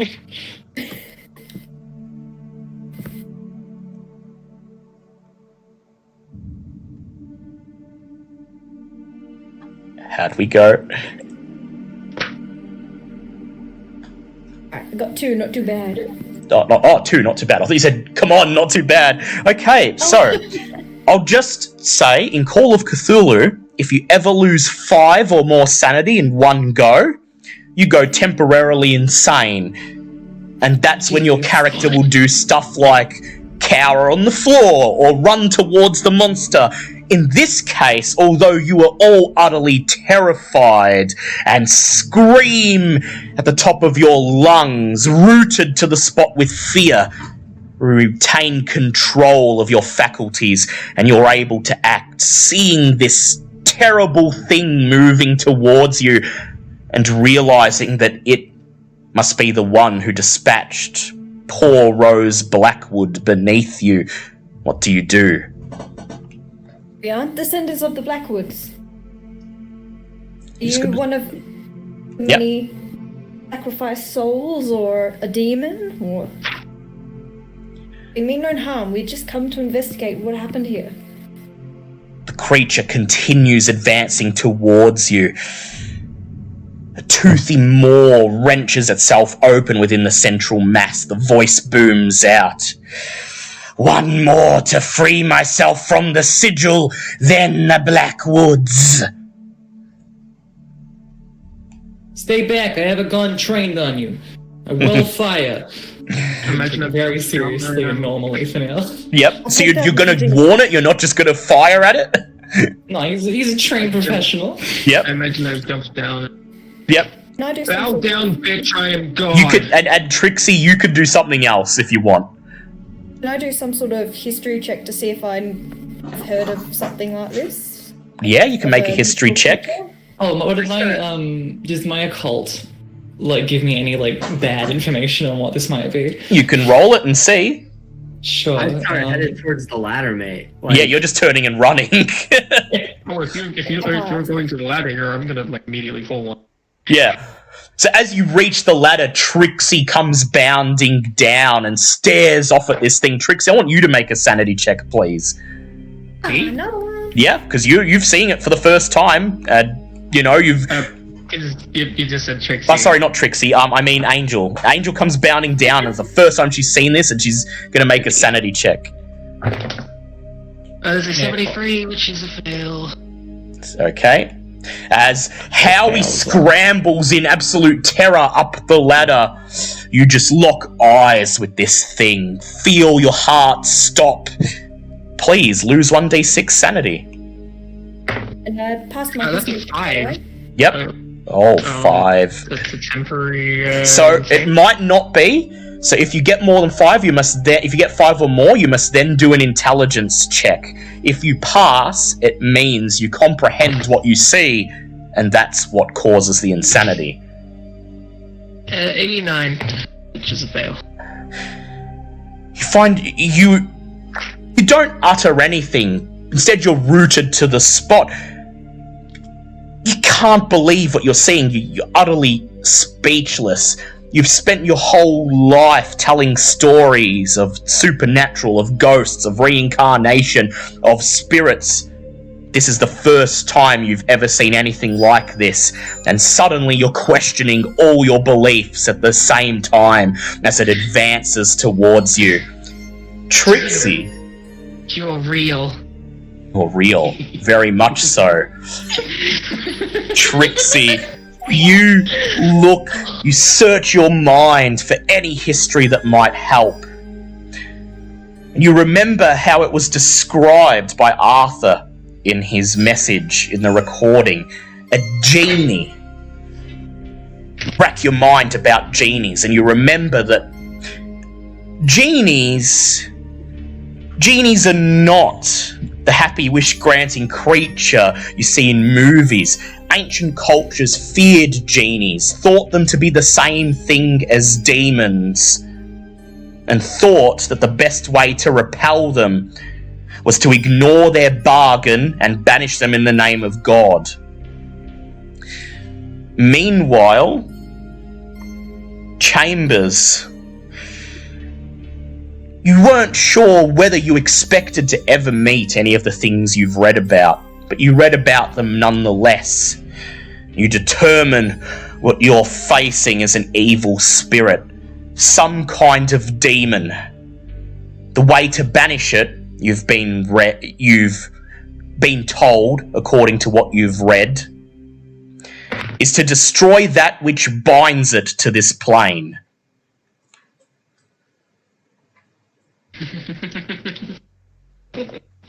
Let's make a deal.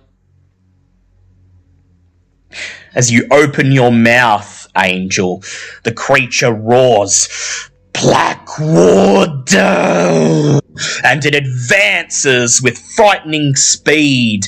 What are your dex values, the three of you? Dex is 40. 40. Chambers, Angel, what's your dex values? 40. 40, yep. So you've all got 40. The creature has 35, so it's slightly slower than you, which means the three of you have a chance to act first, if there's some last-ditch thing you wish to do.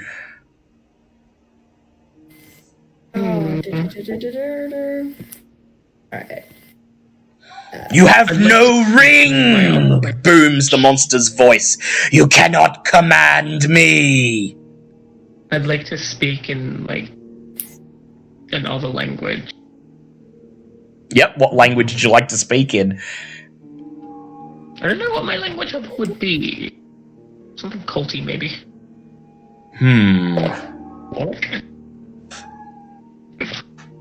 Latin. Yep, so you're just going to start shouting Latin. I'm just Say anything in I'm not particular. a fucking Blackwood anymore. I Latin? God. Chambers, Trixie. Agent, we better get going. Without that ring, she can't control this ghastly demon. I was foolish enough to think would be the genie wasted modern times. Don't you get it, my dear? You're going to grab the shovel and start digging, Trixie? Spirits are real. Demons.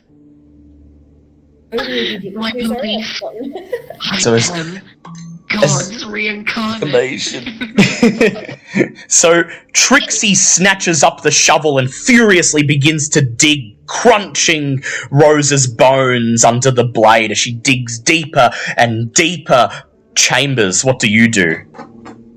I don't care about hurting my hands. I'm going to try and help her at this point. Yep, so just kneeling down, digging into it. Okay, so I will ask Trixie and Chambers to both make strength checks. And Howie, you've scrambled up out of the cellar, and as soon as you emerge in the parlour, the cold air dissipates, the stench of rotting flesh and eggs is gone. You know that you're safe for the moment. The thing cannot leave the cellar, but that gives you an advantage. If there's some way to save the others, you might be able to find it. What do you do? I'm going to do two things. First, I'm going to yell down, "Hey, you can't get up here. Come on."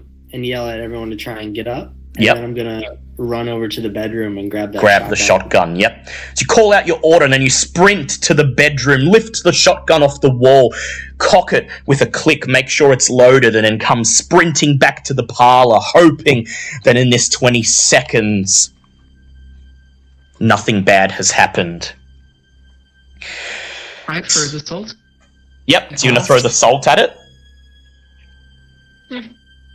Alright, so... I passed that one. Yeah, I passed as well. Yep, so you guys are digging, and Trixie's digging the shovel into the earth while Chambers kneels, grabbing his fingers into the sharp ground cover. You scratch and tear your skin as you dig furiously, taking 2 points of damage, tearing your skin, and your blood drops down, mingling with the ancient bloodstains beneath you. The creature advances, it lashes out, raises one of its tentacles, and lashes out in the direction of Angel. Angel, you take this moment to reach into the can of salt and throw a handful at it. You're not sure whether it's the salt or the spell you cast seconds ago that does it. But a miracle happens. The sharp, tooth-ended tentacle bears down towards you on a trajectory to pierce your very torso. And as the salt hits it, it twitches. The creature flails its tentacles. And for just a moment, you have a chance to try to escape. You dash forwards towards the ladder. You're almost there, and then whoosh, the creature lashes out its tentacle once again, this time not able to pierce your torso and instantly kill you. It wraps its tentacle around your legs, pulling you to the ground and beginning to drag you across the ground cover towards it. And you take 2 points of damage from this.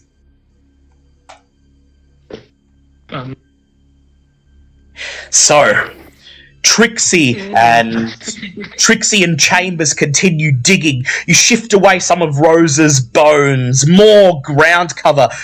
I'd like the both of you to make spot hidden checks. I'd like both of you to make luck checks, please. So you're just going to roll your luck as if it was a skill.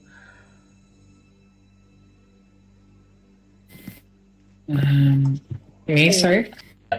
You and Trixie, because you're digging. Luck. 85, right? Oh yeah, that's a crit pass. Crit I got pass. 18 against 85. Yep, how did Trixie go?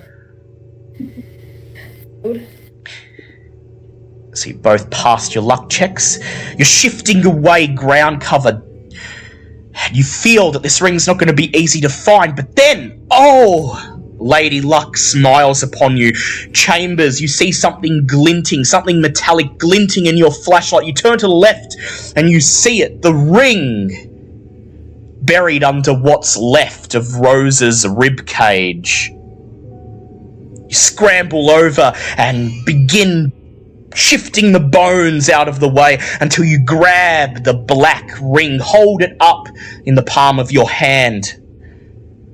It's at this point that the creature roars, "No!" And as it drags Angel towards it, hoists her up off the ground, it lashes another tentacle towards you. What would you like to do, Chambers? Yeah, I'm trying to get the fuck out of the way. Yep, make a dodge check, please. Oh, that's not looking great. Fail. I'm gonna push it. You can push it. Fail. Fail, alright. That's not good. It's bearing down towards you, the creature intent on making sure you and that ring disappear. You hear the sound of a gun cocking as Howie leans down through the hole, pointing his shotgun at the creature. Howie, you see the creature dragging Angel across the floor towards its central mass, and you see it lashing out another tooth and razor-covered tentacle in Chambers' direction, almost certain to be a direct hit. What do you do?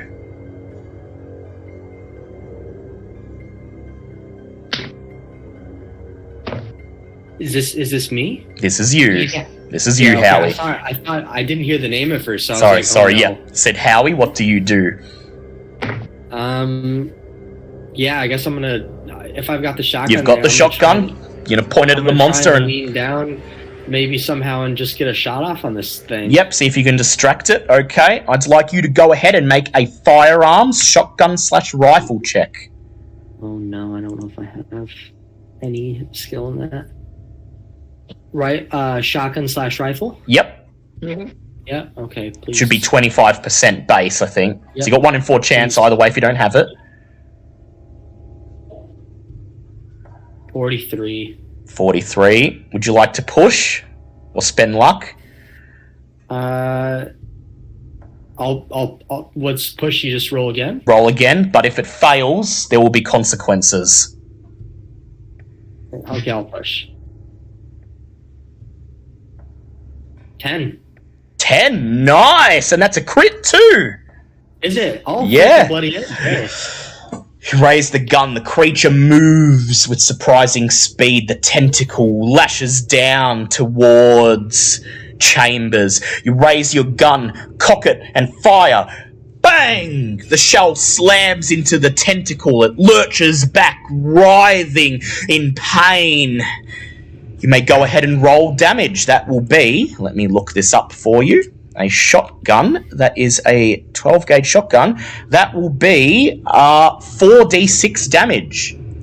46, nice, frick.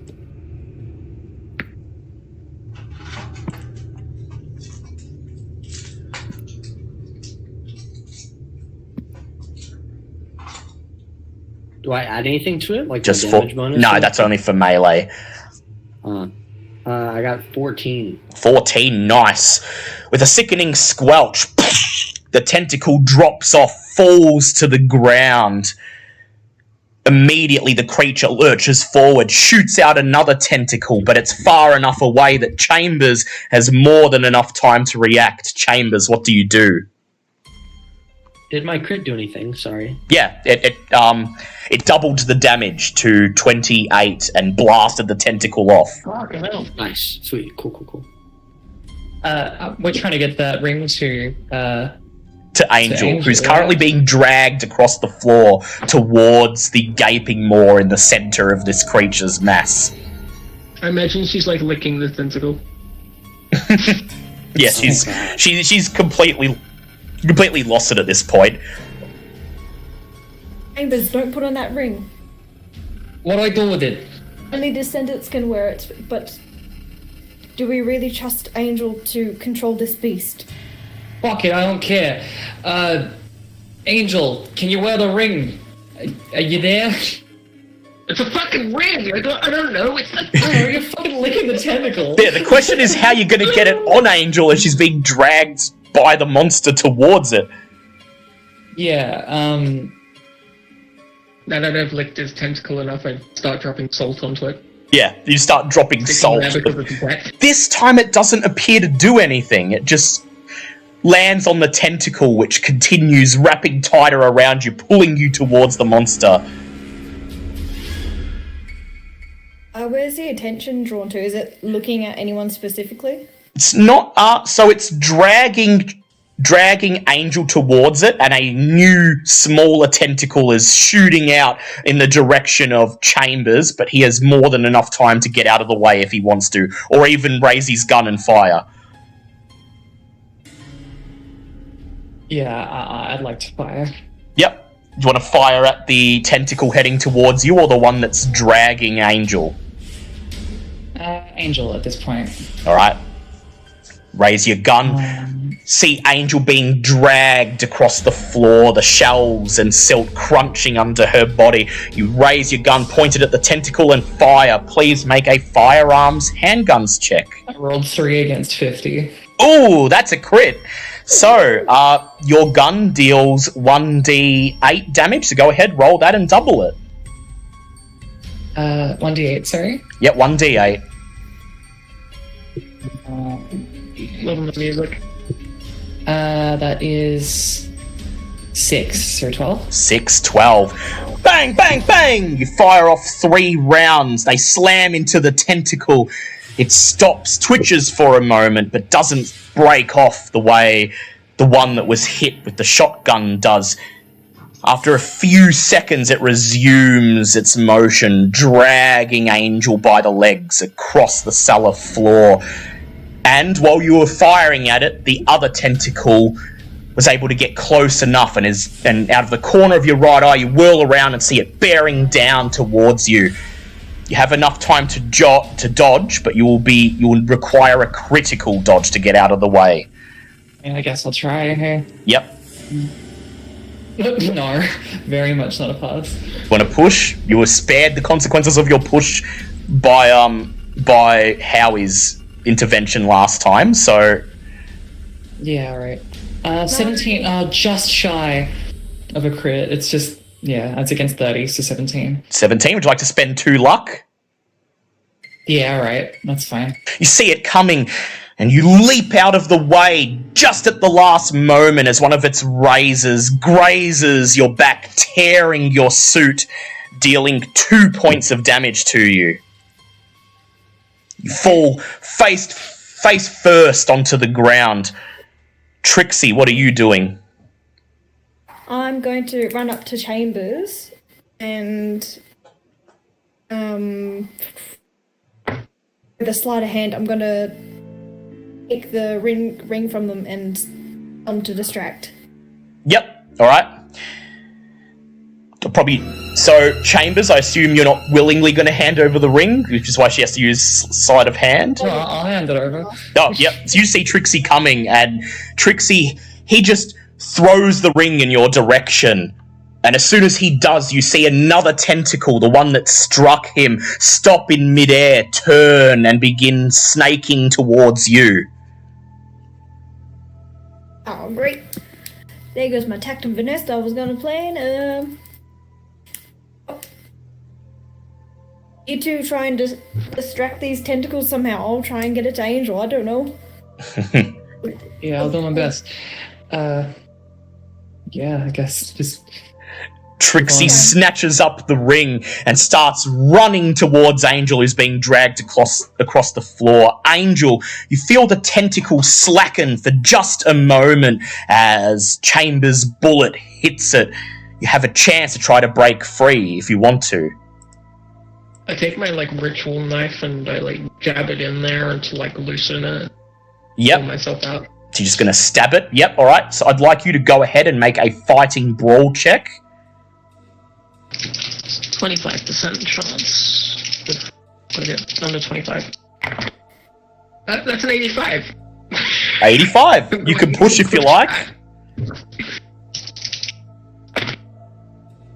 59. Fail. 59 fail. Okay, well, I'm going to... Yeah, so you flail around with your knife. You cut the very tip of the tentacle, but then it slithers out of the way, and because of your push, you flail the knife with such force that when you miss and feel the tentacle wrap around you even tighter, you gasp in pain, opening your hand and feeling the knife drop down through your fingers, and then you're dragged away from it. The creature dragging you closer and closer, its central pulsating mass now only meters away. Howie, what would you like to do? You see Trixie running towards Angel, who's very nearly about to be devoured. A second tentacle extends from the writhing mass and is snaking towards Trixie as she's the one carrying the ring. Brick. I can't shoot, I guess, because it'd be too dangerous. I'd probably hit someone else. You can try, but that is a possibility. Yeah. And how far away are they from me? About 10 to 15 meters. And they're running away from me? Yeah, right now? they're running away from you, yes. Okay, so even if I wanted to sprint to them, I probably wouldn't be able to reach them in time, hey? Oh, you could. You could. I'll make you roll for it. It's a chance. Yeah, yeah, I guess I'm gonna run and try and stop Trixie. Yep. And just get her to stop running, and then get in front of her and shoot the fucking demon again. Yep. All right. So maybe I get would it to drop Angel. I'd like you to make a strength check to see if you can summon up the energy required to close that gap in the short amount of time you've got. Nice. Does my size help with that at all? Because my size is really big. I'll allow you to subtract 10 from whatever you roll. Okay, sweet. Deal. Oh, I got a 27 anyway, so my strength's 70, so yeah. I crit. So you immediately leap down off the ladder, crunching onto the bones, and your footsteps crunch, echoing through the tiny cellar as Trixie, screaming, runs towards Angel. You sprint up behind her, shouting, "No! No!" And then you stand between them, raise the shotgun, and as the tentacle begins to whip down, make a firearms rifle/shotgun check. Oh god, I'm bad at these ones. I should have saved. Or can I use the extra 10 now? Because I didn't before. No, unfortunately. That's fair. Live with a shot. Or you are good at punching things. You can wait for it to come closer, and you can, do a melee attack if you want.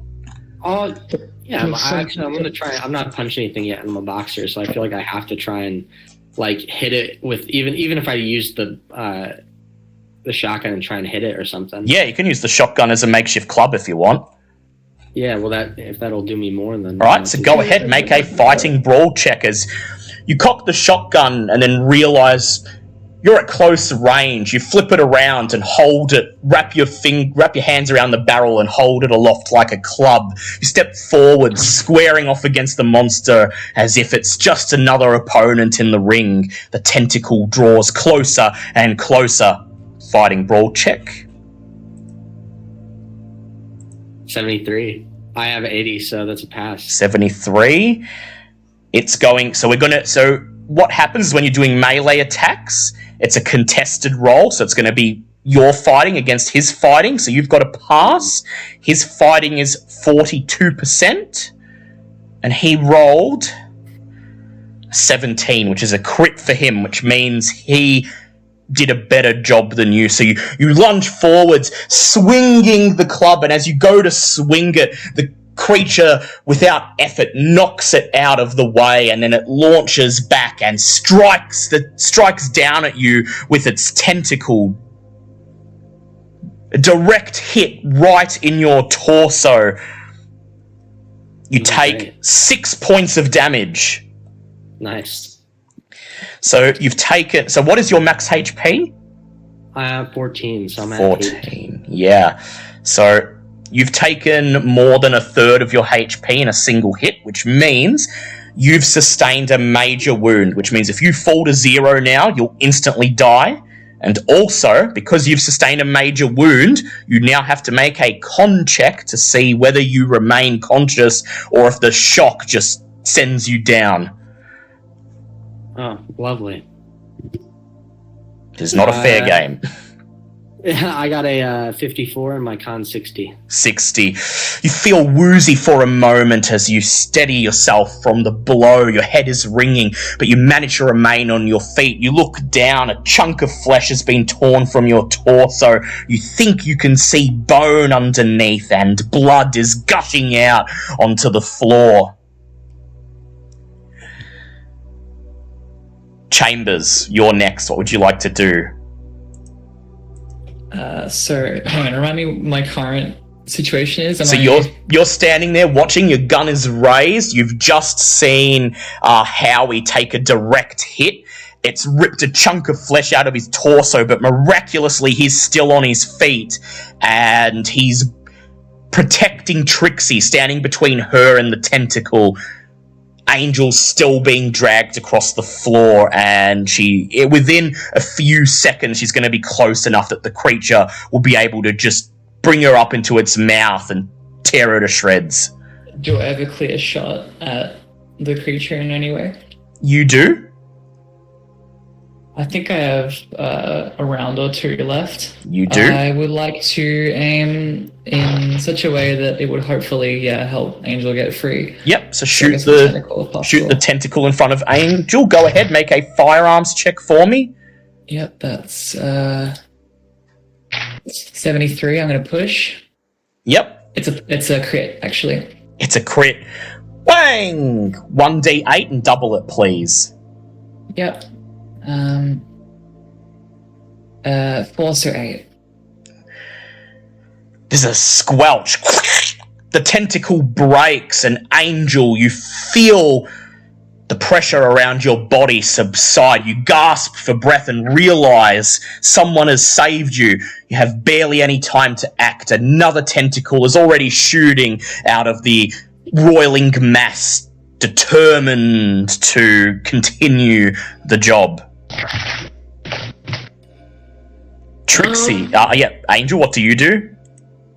She just gasps for air. Look around, gasping for air, and you see Trixie a couple of meters away from you, clasping the clasping the Blackwood family ring in her hand. She's looking towards you, shouting something, but in the panic and the chaos, all you can hear is your own heartbeat. Angel runs, she goes and, like, whips up her knife in one hand, runs over to Trixie. Runs over to Trixie. And Trixie, what are you going to do? So Angel is free, has she? Angel's free. She's running towards you.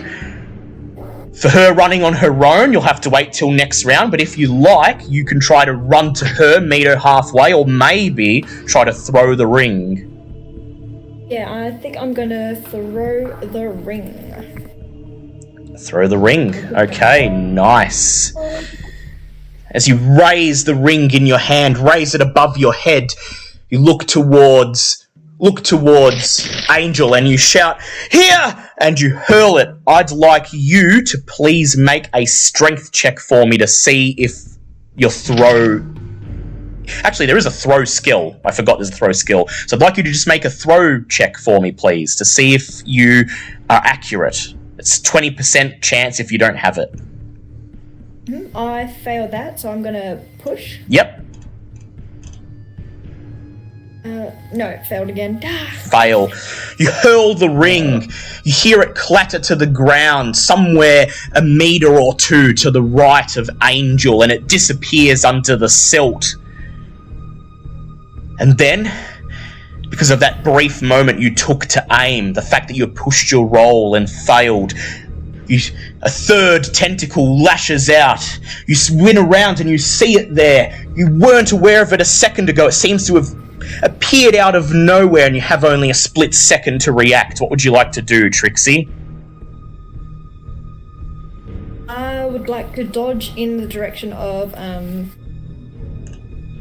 Gordon. Yep, That of way Gordon. I'm so close to him. Go ahead, make a dodge check for me, please. Oh god, why did I say dodge? Because that's really shit. No, failed again. Fail. Do you dare push it? Hang on, how much luck have I got? I'm going to use my 8 of my luck.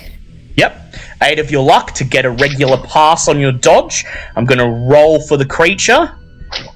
He gets a 43, one above what he needed to hit you, and so just at the last moment you duck, feeling the tentacle fly over you, nearly ripping your hair off the scalp. You fall to the ground screaming and sobbing and scramble towards Howie. Howie, you're up. What would you like to do? I guess I'm just gonna try and shoot this thing again. Yep. Alright. You raise your shot. And then kneel down, pick up the shotgun, raise it, and then click. You realise it's empty. You fired 2 rounds. Oh wait, no you haven't. You've only fired once. I forgot you hit it last round. So you have 1 round left. So you're going to fire, or you're going to try another melee attack? I'll try and fire this time. That seems to be a little better. Alright, go ahead. Make a firearms check. 25% chance. While this is happening, I'm also yelling at everyone to start going up the stairs, because if we can get up there, then we can regroup. Yeah, then you can escape. Firearm check. Okay, so I failed. Yep. It was 25, and I got a 69. Ooh, do you even have enough luck for that? I have 40 luck. It's just short. You need 40. If you had 44, you could, but you're 4 luck short. Can I push it? You can push it. And then maybe my luck will be better, or it'll Maybe. be worse. Okay. 9. 9. Nice. The creature roars, "No!" lashing out a tentacle to try to snatch up the ring. Quickly raise your gun and fire. Bang! Roll 4d6 for me and double it. Fuck. That's a lot.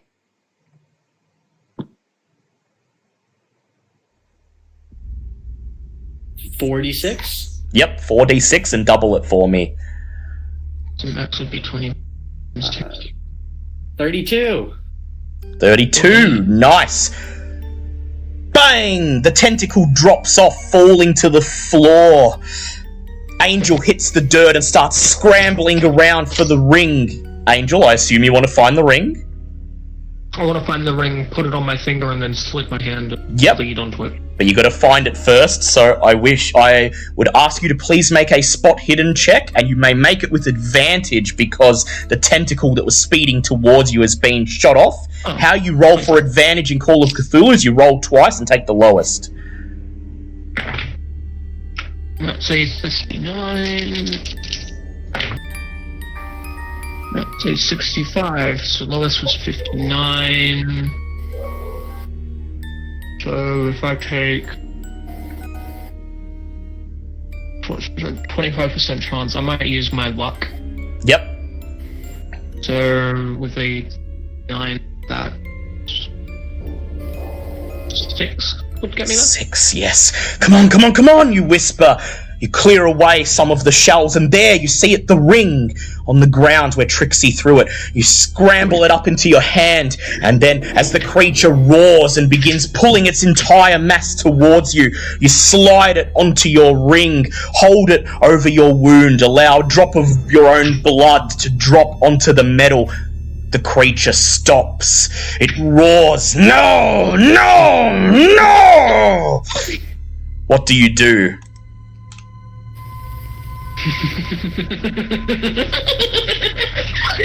You will bow down to your god. Go ahead and make an occult check for me.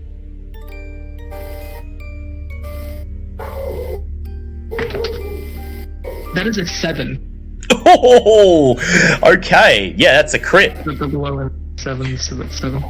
You step forwards, open your mouth and bark the command, and to everyone's surprise, including yours, it's as if your own voice does not come out. Rather, the voice that speaks through your lips is masculine, booming throughout the tiny cellar. It's your ancestor, the wizard Milton Blackwood, barking an order to his servant. "Kneel before your master!" The creature stops. There's a tentacle in the air, about to come down upon you. And then the air around you begins to rush. A great sucking sound fills everyone's ears, and you double over, clasping your hands to block out the cacophony, shutting your eyes as the freezing air rushes past you, as the scent of rotting flesh and eggs assaults your senses. For a moment, it feels as if you're going to pass out. And then it stops. The air returns to room temperature. The awful stench passes. Remove your hands from your ears. Open your eyes. The cellar is empty and silent, save for Howie's laboured breathing as he clasps his hand in front of the gaping wound on his chest. Howie, you feel extremely woozy. You feel the blood rushing away. You have just enough time to look at the others before you say, "Why didn't you run to the ladder, damn it?" And then you fall forwards, fading away. You're into unconsciousness. Howie drops, his body landing with a thud in the dust, his breathing laboured. His skin pale, bloodless. Trixie runs over to him, as does Agent Chambers. They kneel in front of him, trying their best to stabilise him as he begins to bleed out. I put salt in the wound. Oh God, good thing he's unconscious. He winces as the salt touches his wounds, twitches, and then in the silence beyond his laboured breathing beyond the shouts of Trixie and Chambers. Hang in there! Come on! Come on! We're going to get you help! We're going to get you help! Just hang in there! A voice whispers in your ear, Angel. You have trapped me once again. I have no choice but to obey. Until the day you remove the ring. Until you make the mistake. The same mistake that Arthur made. And those around you will pay for that mistake. I will be free. God would make those mistakes. I will be free. And I will get my vengeance. It's funny that you believe that me, God's reincarnation, would fail the same as a cousin.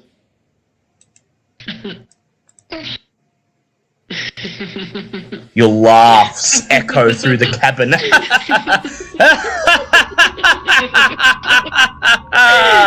As only you witness the small wisp of black smoke eking down between the shells and the gravel as the demon, the creature, the genie returns to the earth under the Blackwood cabin, bound and in servitude to you, the last of the Blackwood line, until you remove the ring. So, you all survived. Well done.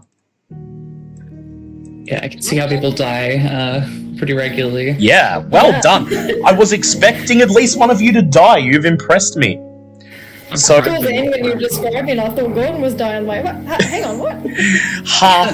half lifting, half guiding Gordon, you make your way out of the cellar, out of the cabin, into the darkness. Angels cackling still, filling the night, piercing the silence.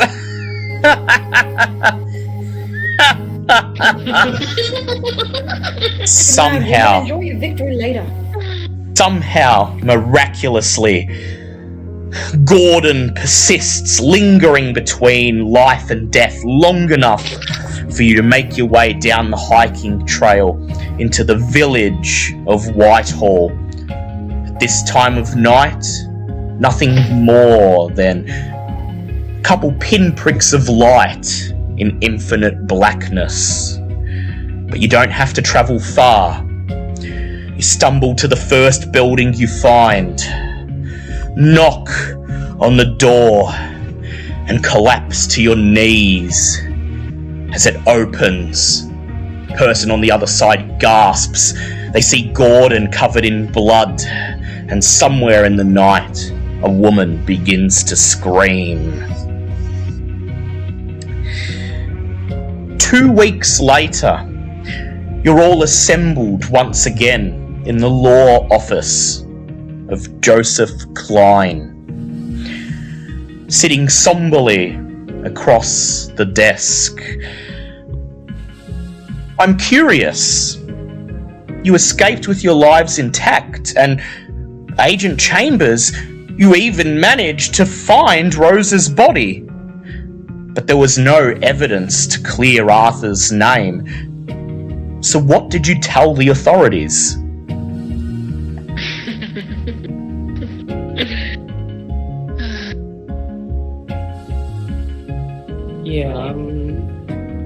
I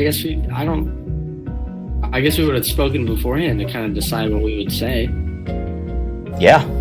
Yeah, there's no way I'm gonna be able to report this. No one's gonna believe it, even if we did. We just have to go on living and know that this is what happened, that there's nothing we can do. Your heart's heavy. You consign Arthur to his fate.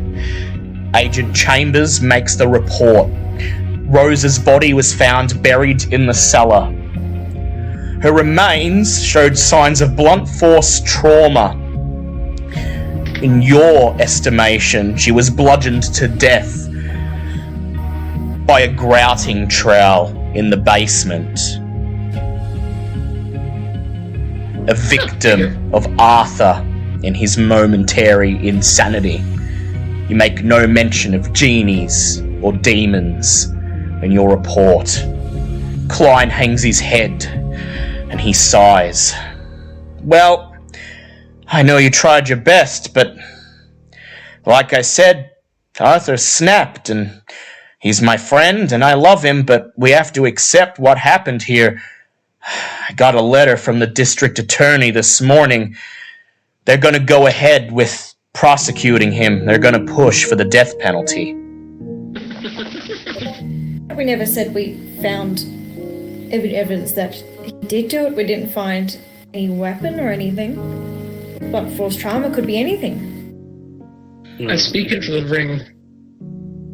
You hear So that? what Angel's told us, there could be many people that would want to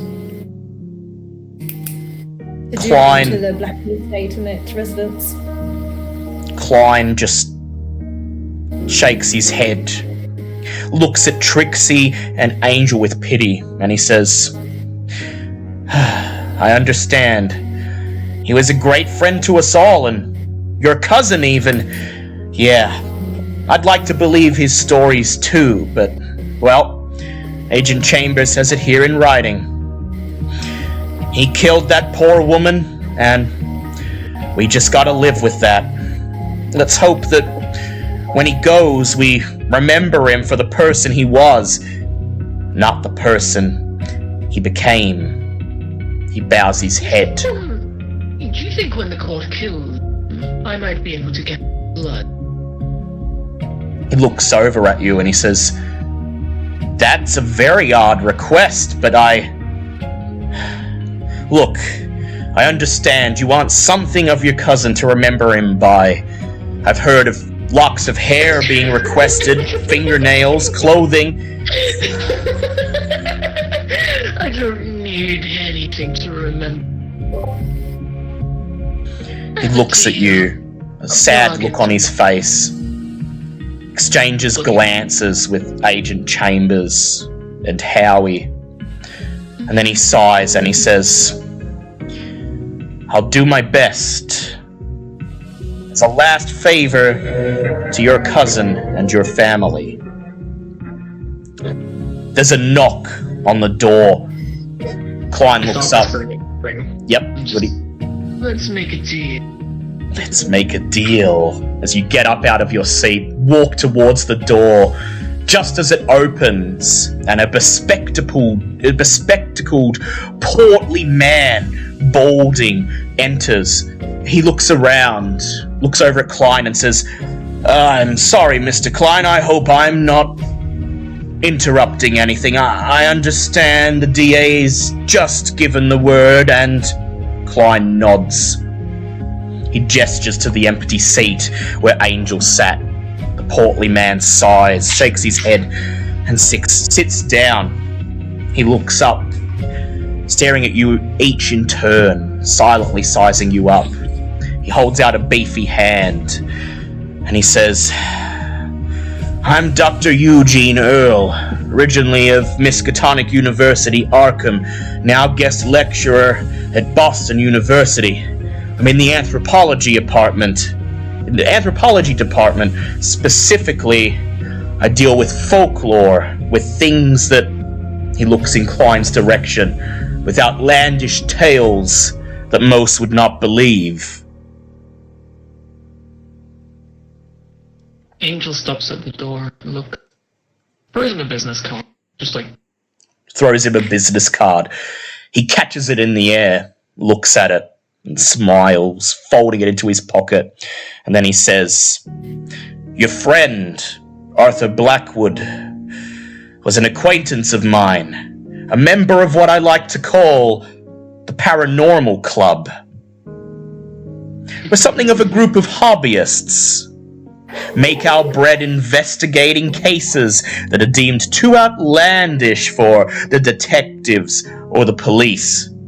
We were originally based out of Arkham, but, well, I've been thinking of getting a branch office started in Boston, and if I remember Mr. Blackwood's tales about that cabin, and if I believe what he said to me when I visited him in his cell early this morning, when he told me how incredibly lucky his old friends and his cousin were to exit that structure alive, and I do believe those things, then I believe I need to make you an offer of employment. He holds out his hand once again.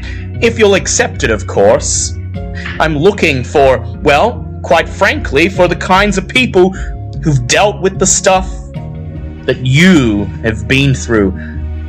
And sure, while it didn't result in saving Arthur's life in the end, you took something terrible, ancient and evil, stared it in the face, and removed its threat from this world. And let me tell you, there are other things out there just like that. Things that man was not meant to understand. Things that man was not meant to know. Things that man was not meant to fight back against. But I believe we have to try. And if anyone can achieve it, it's you. What do you say? I speak in Latin, and you are the church. He just looks over and he says, I've heard of your church. And while I wouldn't entertain any of your doctrine, it's obviously good for something. I take it you're interested in my offer? She smiles.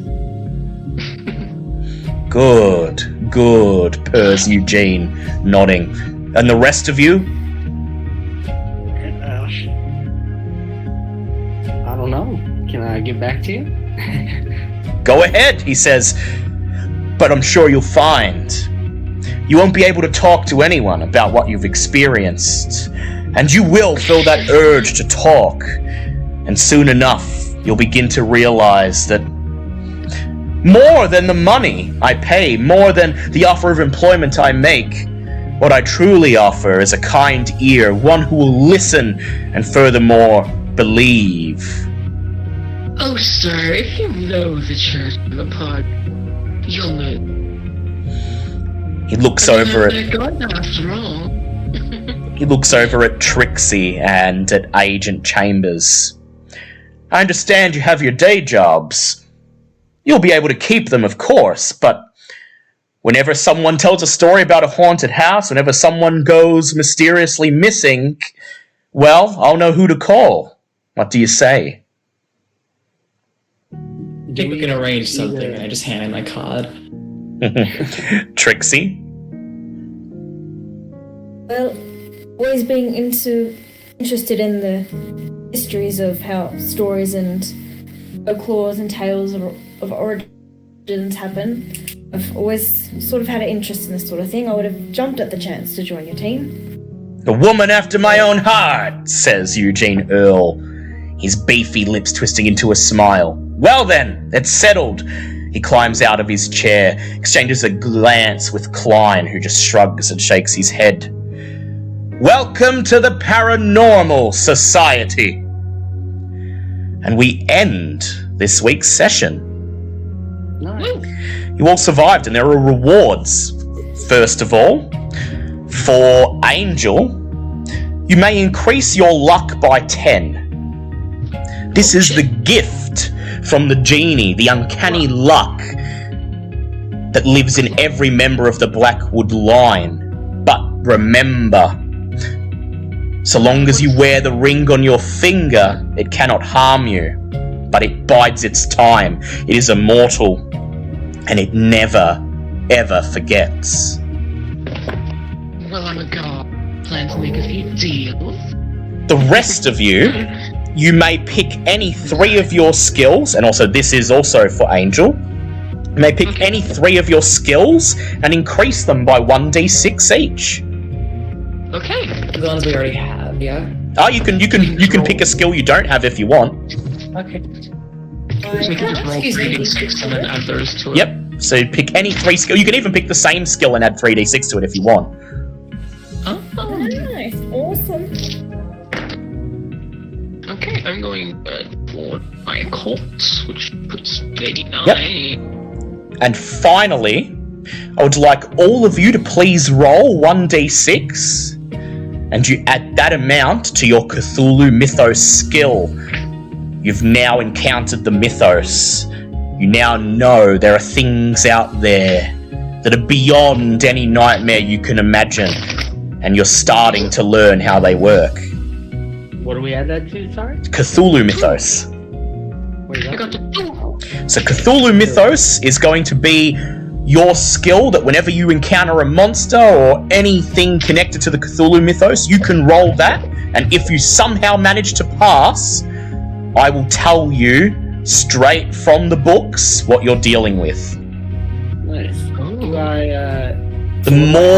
The more horrific situations you survive, the higher your Cthulhu Mythos goes. But there's a downside. The higher your Cthulhu Mythos goes, the lower your maximum sanity becomes. So how do I, what do I add to it? So roll 1d6 and add that to your Cthulhu Mythos.